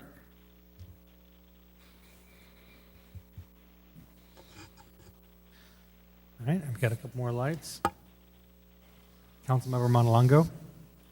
Thank you, Mayor Pro Tem. I just wanted to make sure I understood. So if the table doesn't pass tonight, how soon can it be brought back for a vote again? Depending upon what occurs, it's hard to determine what would occur in the future.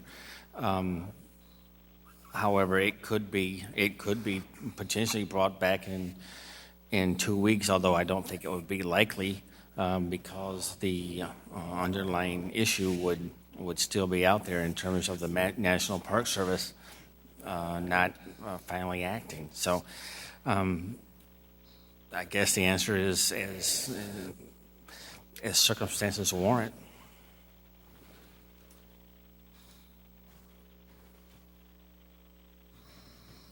Okay, thank you. Graham? Manager, you are frustrated because a part of our government has still not authorized the purchase. You've been striving mightily to get some kind of authority from them in reference to the Semantle property. Hence, many of these extensions have occurred. My consternation is, as Mayor Pro Tem Regal pointed out, it's not within our control any more than it's probably within the control of Mr. Semantle to cause the timing of the National Park Service to be, shall we say, timely. So I don't think we should be paying another cent for something that appears to be going nowhere.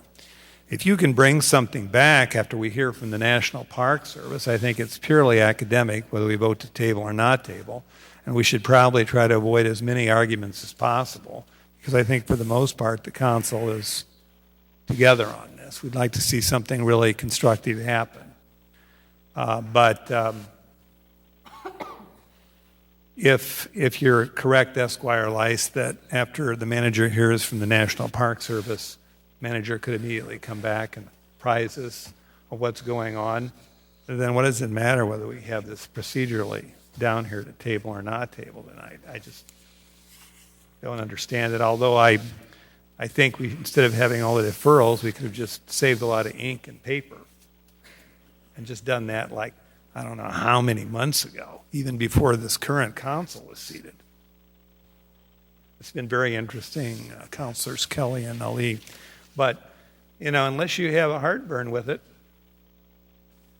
why do we need to act on the table motion? Does it matter? No, I mean, I don't know if it necessarily matters if you don't table the motion. I think that, as I said, I'm going to be talking to Mr. Semantle tomorrow. The only issue would be is the council of a different opinion if there is no dollar cost extension, if that's something that you would consider. And I don't know. I mean, that's a question for you to ponder. Well, that's a question he has to ponder. No, I agreed completely. It's now on him because the council is reluctant to appropriate any more money for this. And as I said, if he's got somebody hot to trot on this property, he should proceed. But I think the council's headed in the right direction on this one finally. But to me, it's pretty academic whether we table or not. So in the interest of collegiality, if that's what the First District council person wants, then I think we should respect that. Quick question, and I've got some lights here that are coming on. I think this is for council. By tabling this motion and the extension running out at the end of June, does tabling the motion tie us to this offer, or does not tabling it? No. Is there a difference between tabling it and not tabling it tied to an expired offer? No, there's essentially no difference. It's just a procedural maneuver. Not tabling this matter just allows the city more flexibility. Frankly, I don't know if we're going to need that flexibility because it would depend on facts that I'm not aware of right now. But I can tell you that if we do not table this matter, we do have more flexibility.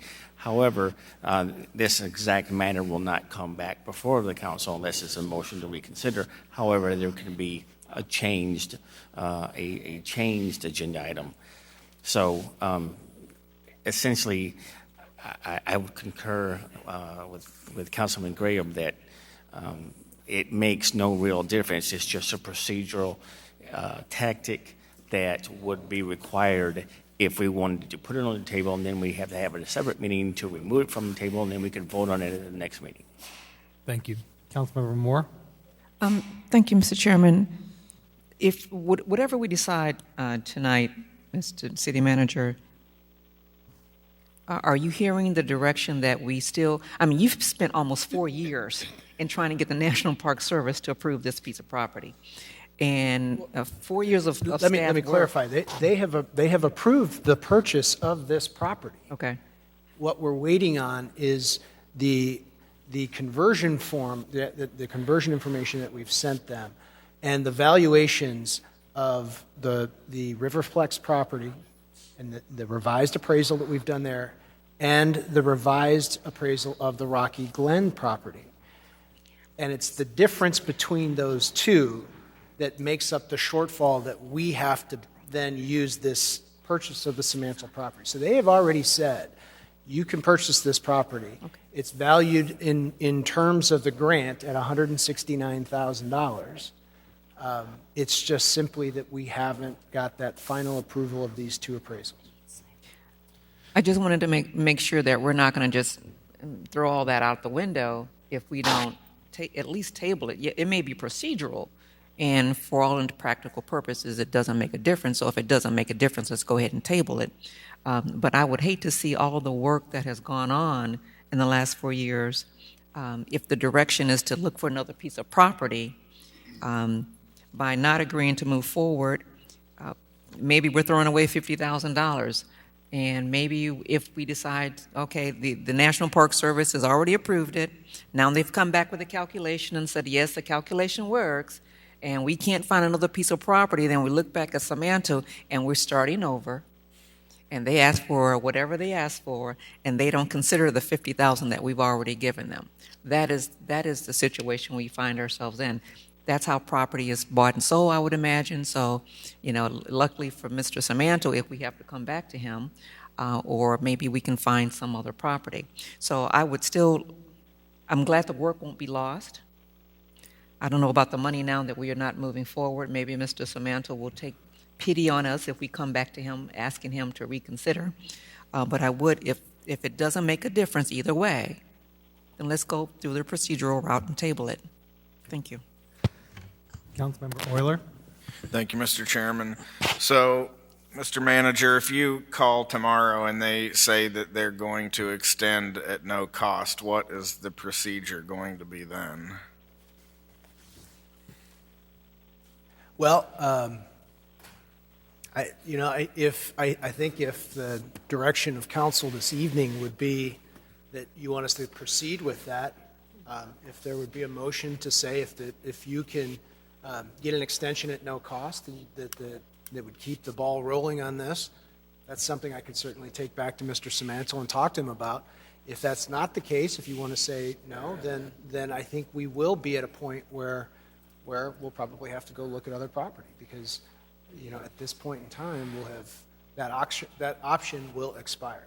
So thank you. Councilmember Kelly? I would just like to express my opinion that on the matter of item B, we should vote it down.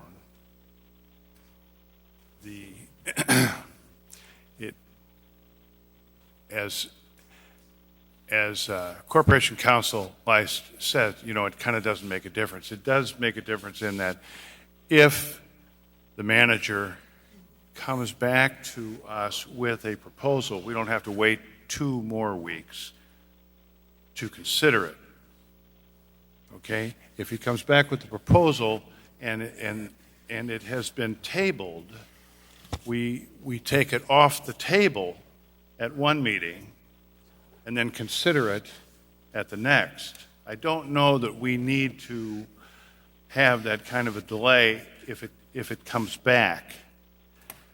If the manager has something to bring to us, I think we could probably consider it that night. Or perhaps not, but it'll be our option at that point.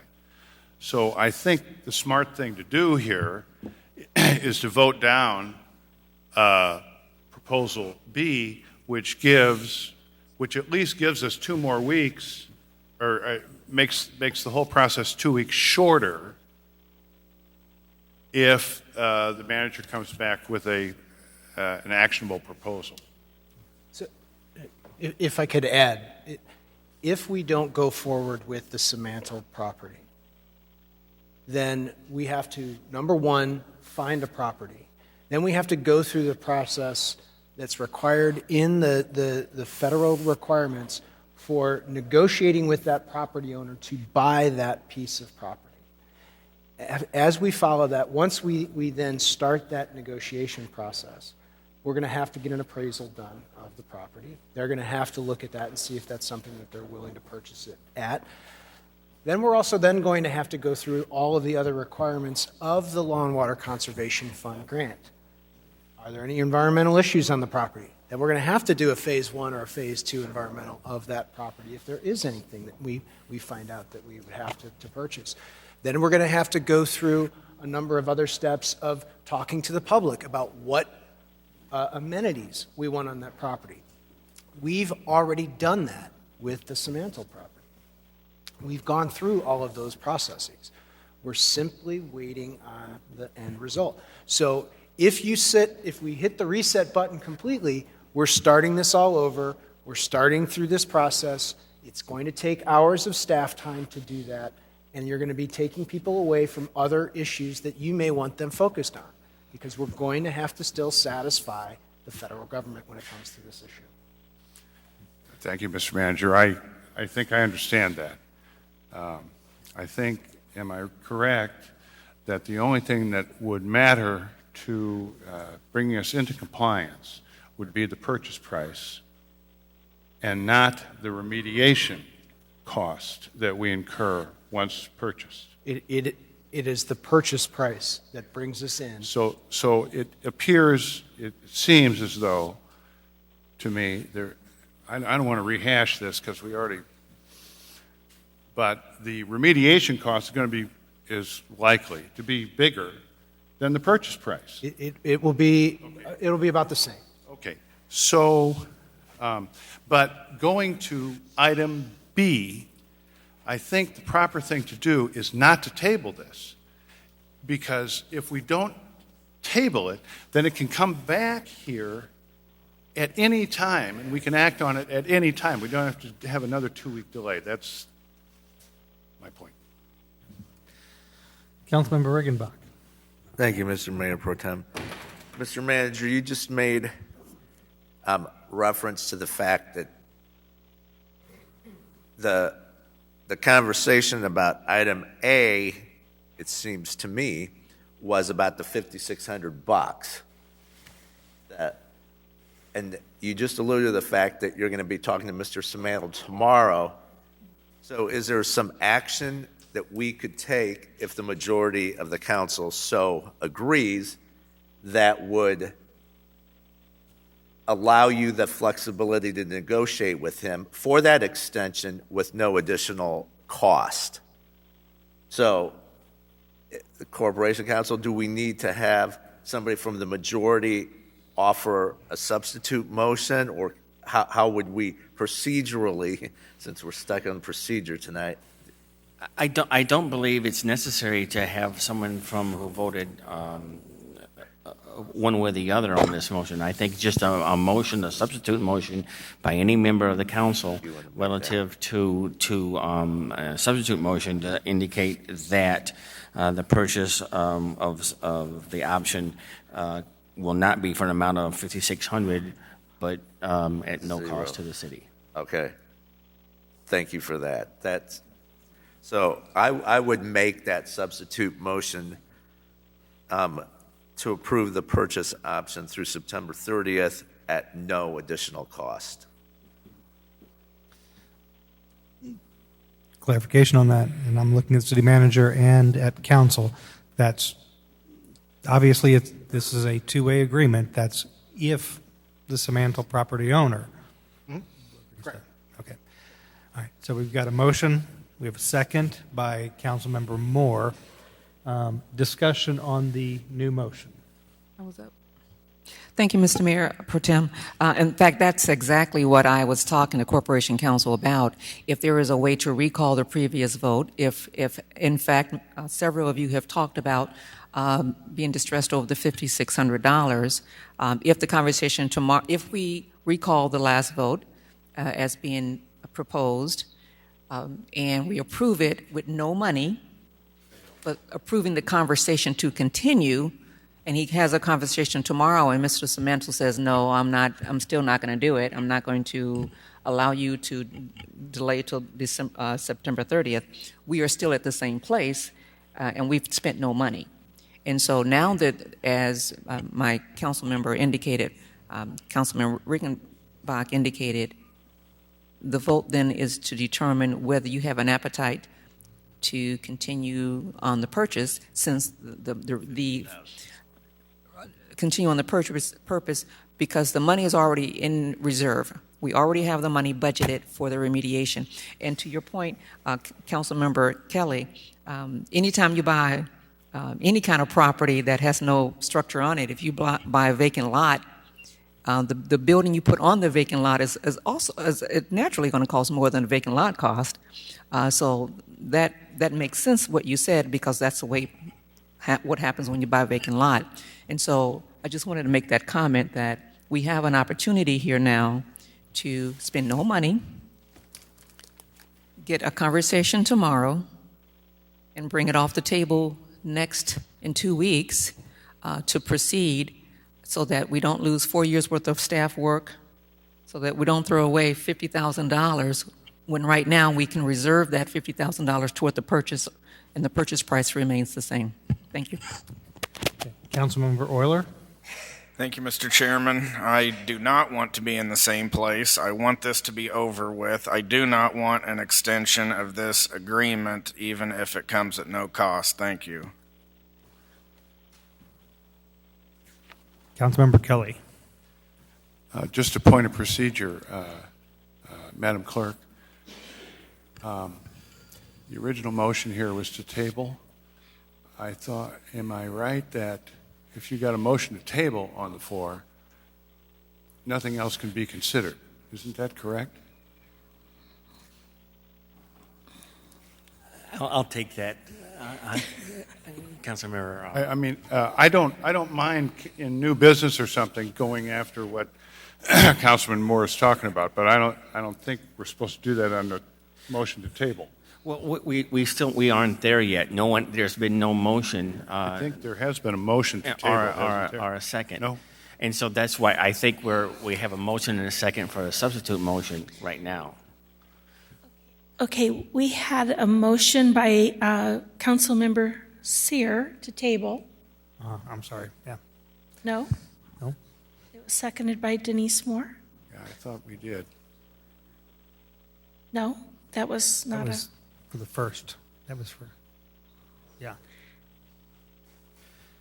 Are you saying that's a? Yeah, we just went directly from, if I remember this right, from city manager comments on B. Right.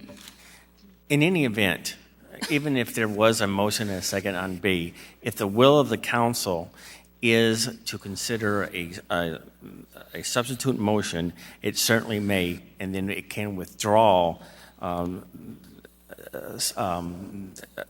subset B. Okay. So how would you like us to handle this from right now? Sorry? Okay, so we have a substitute motion, and we've had a second, and we're on discussion for that. Okay, any other comment on the substitute motion?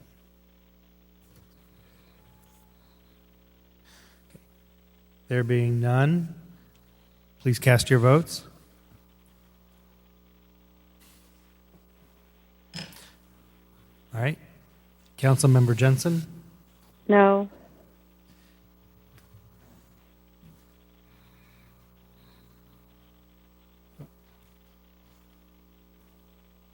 Councilmember Grab? You wanted to speak? Well, yes. Are we voting now, or not? Yeah.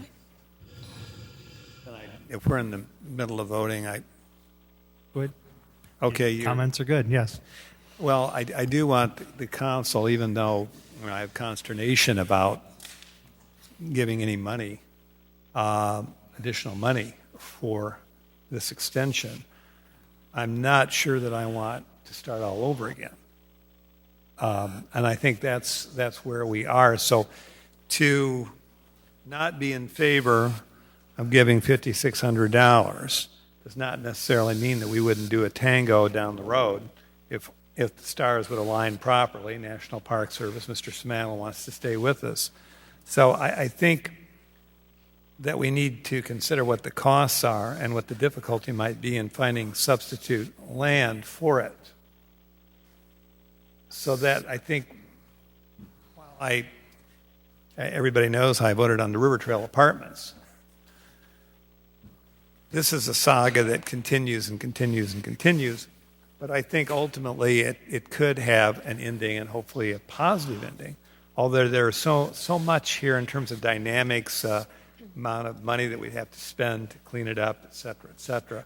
But then again, we're going to have to turn around and find another site, as the manager pointed out. So I am sympathetic to that. But I'm not sympathetic for approving a purchase option through September 30th of the Samanel property in the amount of $5,600. I'm for extending no more taxpayer dollars on this and leaving it open for an answer from the National Park Service, and possibly, unless Mr. Samanel says no, doing something with this down the road. That's how I feel. So I suppose the correct thing to do, if you agree with me on that, is to approve the substitute motion. Gets a little complex, doesn't it? Well, I think you summed it up very well in the fact that Mayor Ardis should be happy he's in Washington, D.C. Of course, I think it gets complex there, too. All right. Thank you very much for your comments. Seeing no other lights, please cast your votes. Councilwoman Jensen? No. Okay. That passes. 6 ayes, 4 noes. Those voting no: Jensen, Kelly, Montalongo, and Euler. Any additional old business in front of us?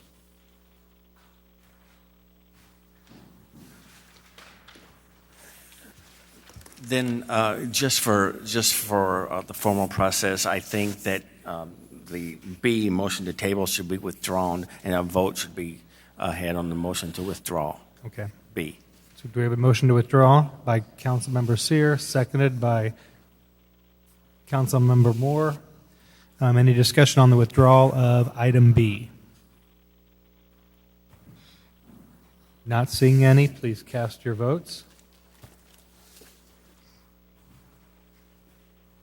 Okay. Councilwoman Jensen?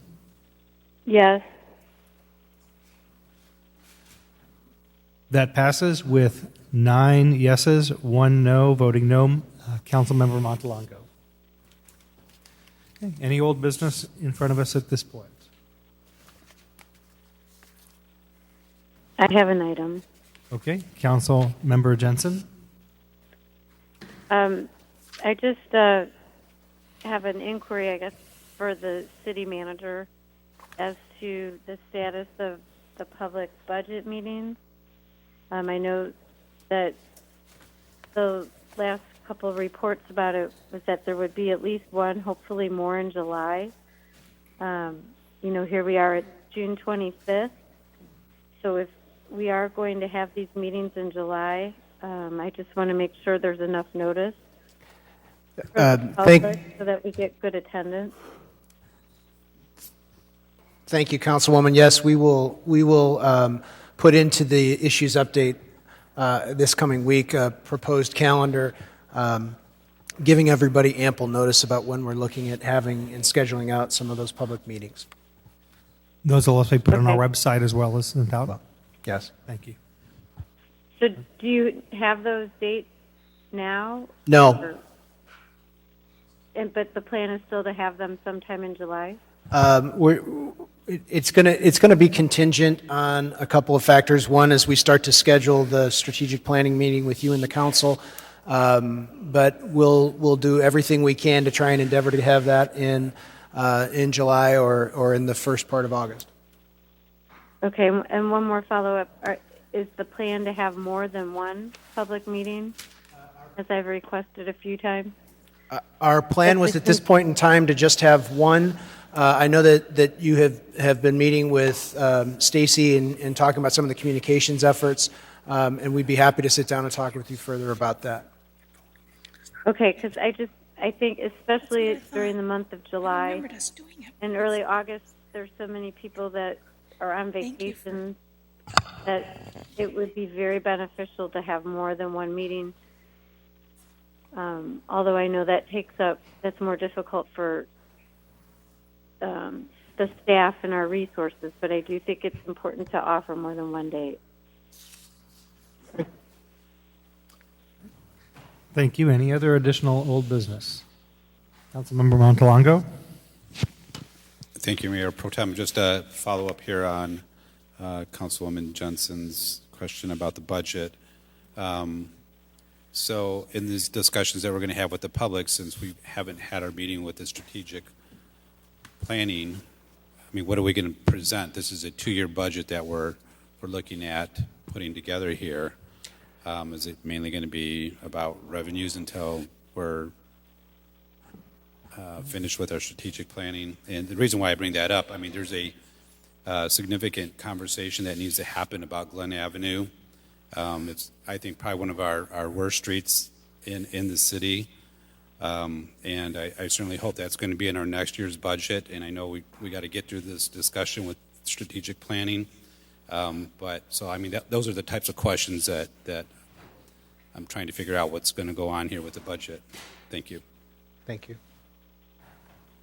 I think that the plan would be that at this next council meeting on July 8th, we'll give you a formal presentation of what our revenue situation looks like. We've been meeting, Director Scoggins and I have been talking through and looking at what we would anticipate based upon the changes in sales tax that were part of the capital bill that are moving forward that'll be beneficial for the city. We're also looking at some of the changes in revenue for road projects based upon the motor fuel tax increase. But also then looking at what we're seeing as far as some of the negative trends. Like we've actually seen our sales tax base has contracted. We've actually seen that our property tax base, as we felt this year, has contracted because we have fewer people that live in our city. And I think that becomes one of the challenges, and it's been difficult for us to ascertain all of that right now. But we'll have that for you at the next council meeting, where we'll walk through that and give you a fuller picture of what the revenue situation looks like. We would then have, and we'll start reaching out to you tomorrow with the calendar to try and find times where we can sit down with the strategic planning consultant and have a session where we can talk about what your priorities are. Fundamentally, we know what our large issues are in terms of where we spend money in the budget. But again, as we're trying to drive this process a little bit further, we can then take and have public meetings with the public and ask them similar questions that we would ask you, which are what are your priorities as a city, as citizens of Peoria? What are your priorities so that we can hear from them and have those meetings scheduled, and we'll get that set up. So am I hearing like in these discussions with the public, are we going to be talking about the, I guess, expenses where we're going to be spending our money as well before we have our strategic session or after? It would run, we would look to have the strategic planning session with you and then have that session, have those opportunities to reach out to the public and go forward with it from there. So. Okay, thank you. Okay. Any additional business? Not seeing any lights. Madam Clerk? We would be at new business. New business to come in front of the council. Councilmember Moore. Thank you, Mr. Mayor Pro Tem. I wanted to take this opportunity to apprise the council of something that has occurred in our community that has a negative effect on our community.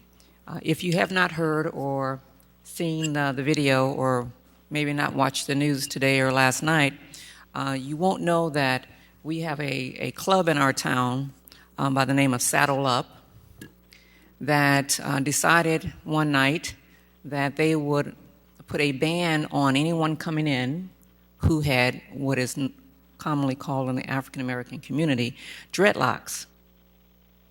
And as you can imagine, that didn't go over very well in the city, specifically in the African American community. And I can tell you in no uncertain terms, it is still not going over very well. So I wanted to let the public know that I have called for an investigation to be conducted on that club and that club owner, as he has indicated in his post that he's been in business for 21 or 22 years. And anyone who has been in that business in that amount of time should have known better than to openly discriminate against a group of people and not care. And it was evident that he didn't care because he put it on Facebook. It was something that everybody knew about, people who went there. The reason he gave was because people who, in his opinion, were smoking marijuana in his club had dreadlocks. Now, maybe there were other people smoking marijuana who didn't have dreadlocks, but let's deal with this for a moment. Unfortunately, when you put that kind of discriminatory ban on a group of people coming in your club, it cuts both ways. As was indicated, he denied entry to someone who not only does not smoke marijuana, does not even smoke. And so he, unfortunately, was deprived of this person coming in his club and spending money. I think that is objectionable. We as a council should not stand for that type of thing. If he would like to continue to do that kind of thing, maybe this is the time that he got caught. Maybe this speaks to the type of person he is. I don't know him like that, so that's not what I'm saying, but I'm saying that you reveal yourself in your actions, and this was very revealing. So as I've indicated, I wanted the public to know that we are investigating this issue, how it happened, why it happened, what type of, if this continues to happen, if it's happened before, I'd like for the public to come forward. If they've had similar situations as this at that particular establishment, we would like to hear from you, so let us know. But right now, the club is still open. He is still operating. And until I have asked for that investigation to come back with a report this week. And let's take it to the Liquor Commission and find out if this is acceptable at the state, if the state finds that this is something that they accept. This club owner needs to understand that his simple and unreasonable explanation that he provided, his legal opinion, and he is not an attorney, is oftentimes very difficult. I'm sure attorneys have difficulty with their legal opinions, and when you're a layperson, you absolutely have that problem. I would just suggest to other bar owners who are similarly situated, as this owner said, Ty Siebert is his name, he indicated that he has patrons who are law enforcement, that if other bar owners have patrons who are law enforcement, maybe just a conversation with one of them and ask them what you should do. If someone's doing something illegal, I would advise that you call the police and let the police deal with that. There's an organization that everybody, 911, just call the police or call the non-emergency number, but don't take the law into your own hands. And because this is the result, you do something that was ill-advised, and now he has to, I don't know what's going to come of this, but I would hope that this was a lesson learned by him, and that he does something to make amends as we wait for the investigation to play out. Thank you. Councilmember Ali. Yes, thank you, Mayor Pro Tem, and thank you, Councilmember Denise Moore, for bringing this to the council's and the public's attention. I also was made privy to the post, the Facebook post from the business owner about not allowing people with dreads to come in his establishment any longer. It made me recall another bar, disco bar that was in downtown Peoria in the late 70s and the early 80s that practiced similar discriminatory behavior and practices, policies that they had against African Americans, that they said no braids. There were some other characteristics that they discriminated against people based on their race. And that organization was actually sued and lost over $1 million. So it's not only wrong to discriminate, it's not only illegal to discriminate, but it can also be very costly to businesses that practice those types of tactics. So thank you for looking into the matter and taking action.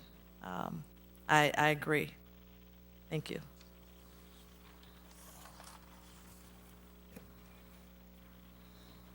Councilmember Montalongo, was your light on? You good? If somebody else is ready, they can go ahead. Councilmember Kelly? I would like to thank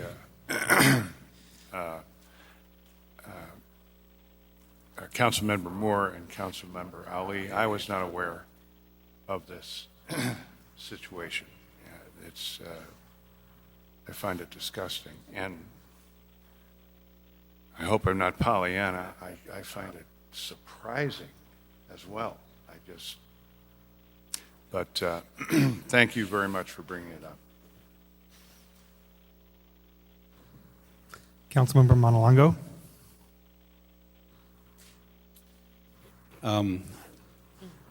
So I'm also on the part of the Hispanic Chamber of Commerce, and I got a note earlier today to remind me to make a mention of that this Saturday, June 29th, at Peoria Chiefs Dozer Park, it's going to be Hispanic Heritage Night, and to just remind the community of this celebration during this time. So, thank you. Thank you. Seeing no other new business in front of us, Madam Clerk? We're at citizens' opportunity to address the City Council. Thank you. Sarah Martin?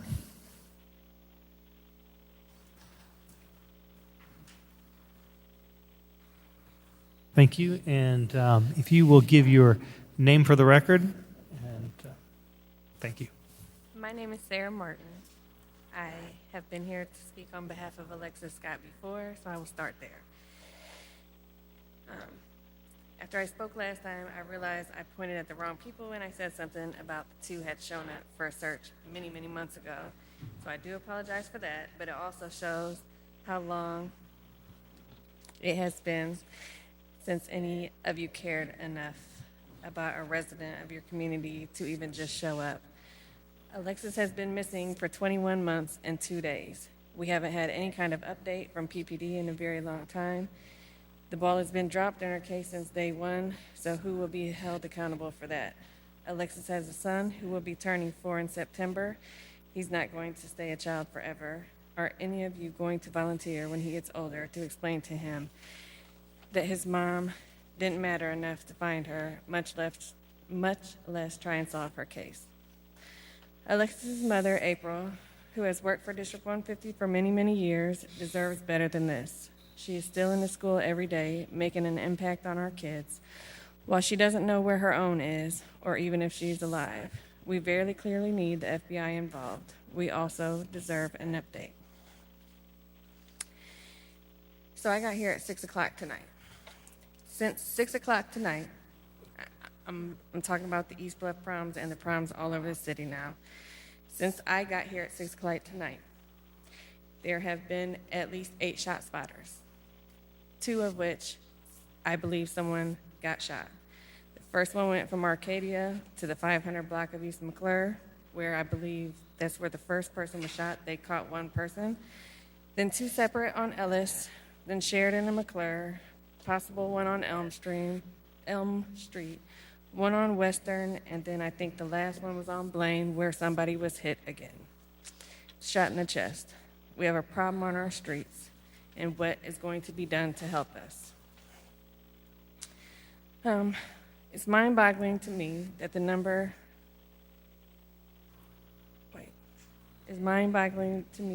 of police was cut when in 2017 only 20% of crimes were solved. 2 out of 10. That just doesn't seem possible, but it is true.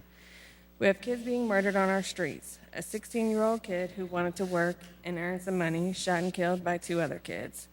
We have kids fighting, robbing, stealing cars, doing home invasions. I personally know the lady who was pistol whipped in one of the home invasions, as well as I know myself.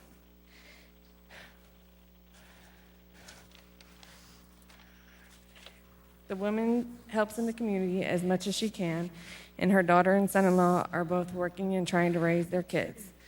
So while there are good people in the East Bluff, there are also a lot of kids that are causing problems. Talking about making things better will not make things better. We need your help to get more of these kids off the streets. They need things to do, places to go. We need your help. Remember when all of you were first running and the communities and the people meant something to you? We need the people sitting here to care about us now. What's happening in your district definitely reflects you. If you don't step out now to help us, we will make sure you don't keep your seat in the next election. We really do need some help.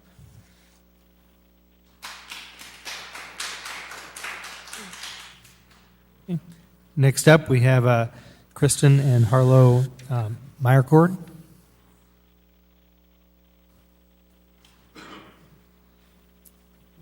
Good evening, councilors.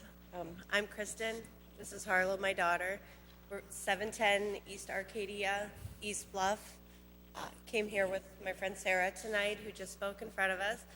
I had a lot of things planned to say, but as she mentioned as well, I live on Arcadia, 2 blocks down tonight while we were sitting here. Shots fired there into a house.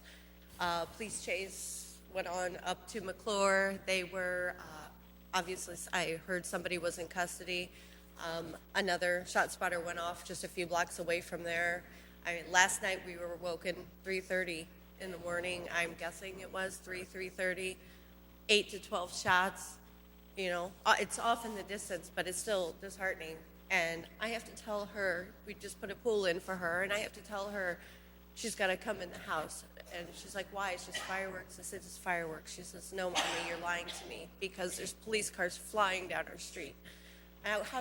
How is she supposed to grow up like this? There's so many kids in our neighborhood, people flying up and down the street, 50 miles an hour, 60 miles an hour.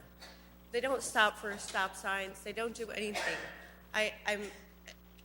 We're not at the point that it's a war zone over there. I don't want to get it to that point. We need something done. I think the gun buyback program needs to go back into effect. I think any guns that are off the street is a positive thing. Give them a reward for it. I lived in Chicago for years and worked there. I also see different police officers every few months. We don't have the same ones. And I believe truly that if they were able to get out of their cars and actually come out and meet the people in the community and the neighborhood, there would be a lot more respect there. I think the interaction would be much greater, not just in the East Bluff, Averyville, the South End, Center Bluff, West Bluff, every part of Peoria, because there is crime in every part of Peoria.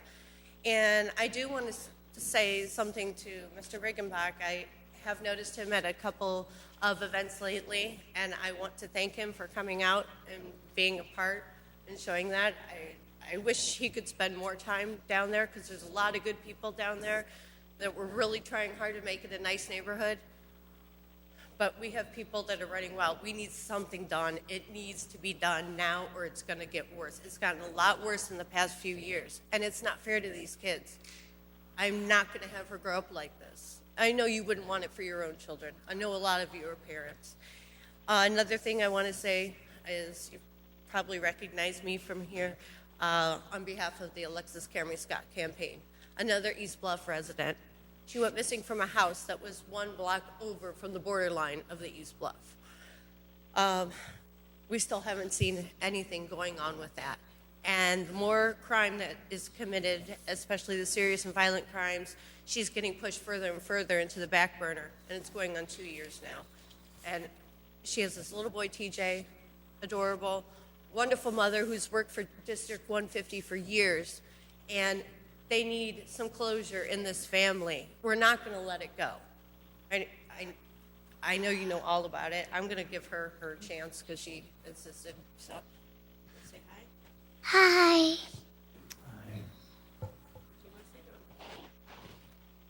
Whenever the police come, they're gonna have to say no bad guys here because people might take them, but families might keep them safe because there might be guns, but there might be fireworks.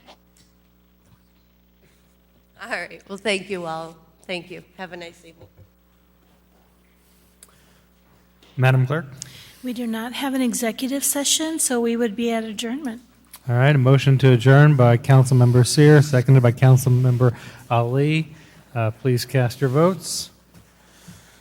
Councilmember Jensen? Yes. Passes unanimously. Thank you, and to everybody listening, please have a good and safe night.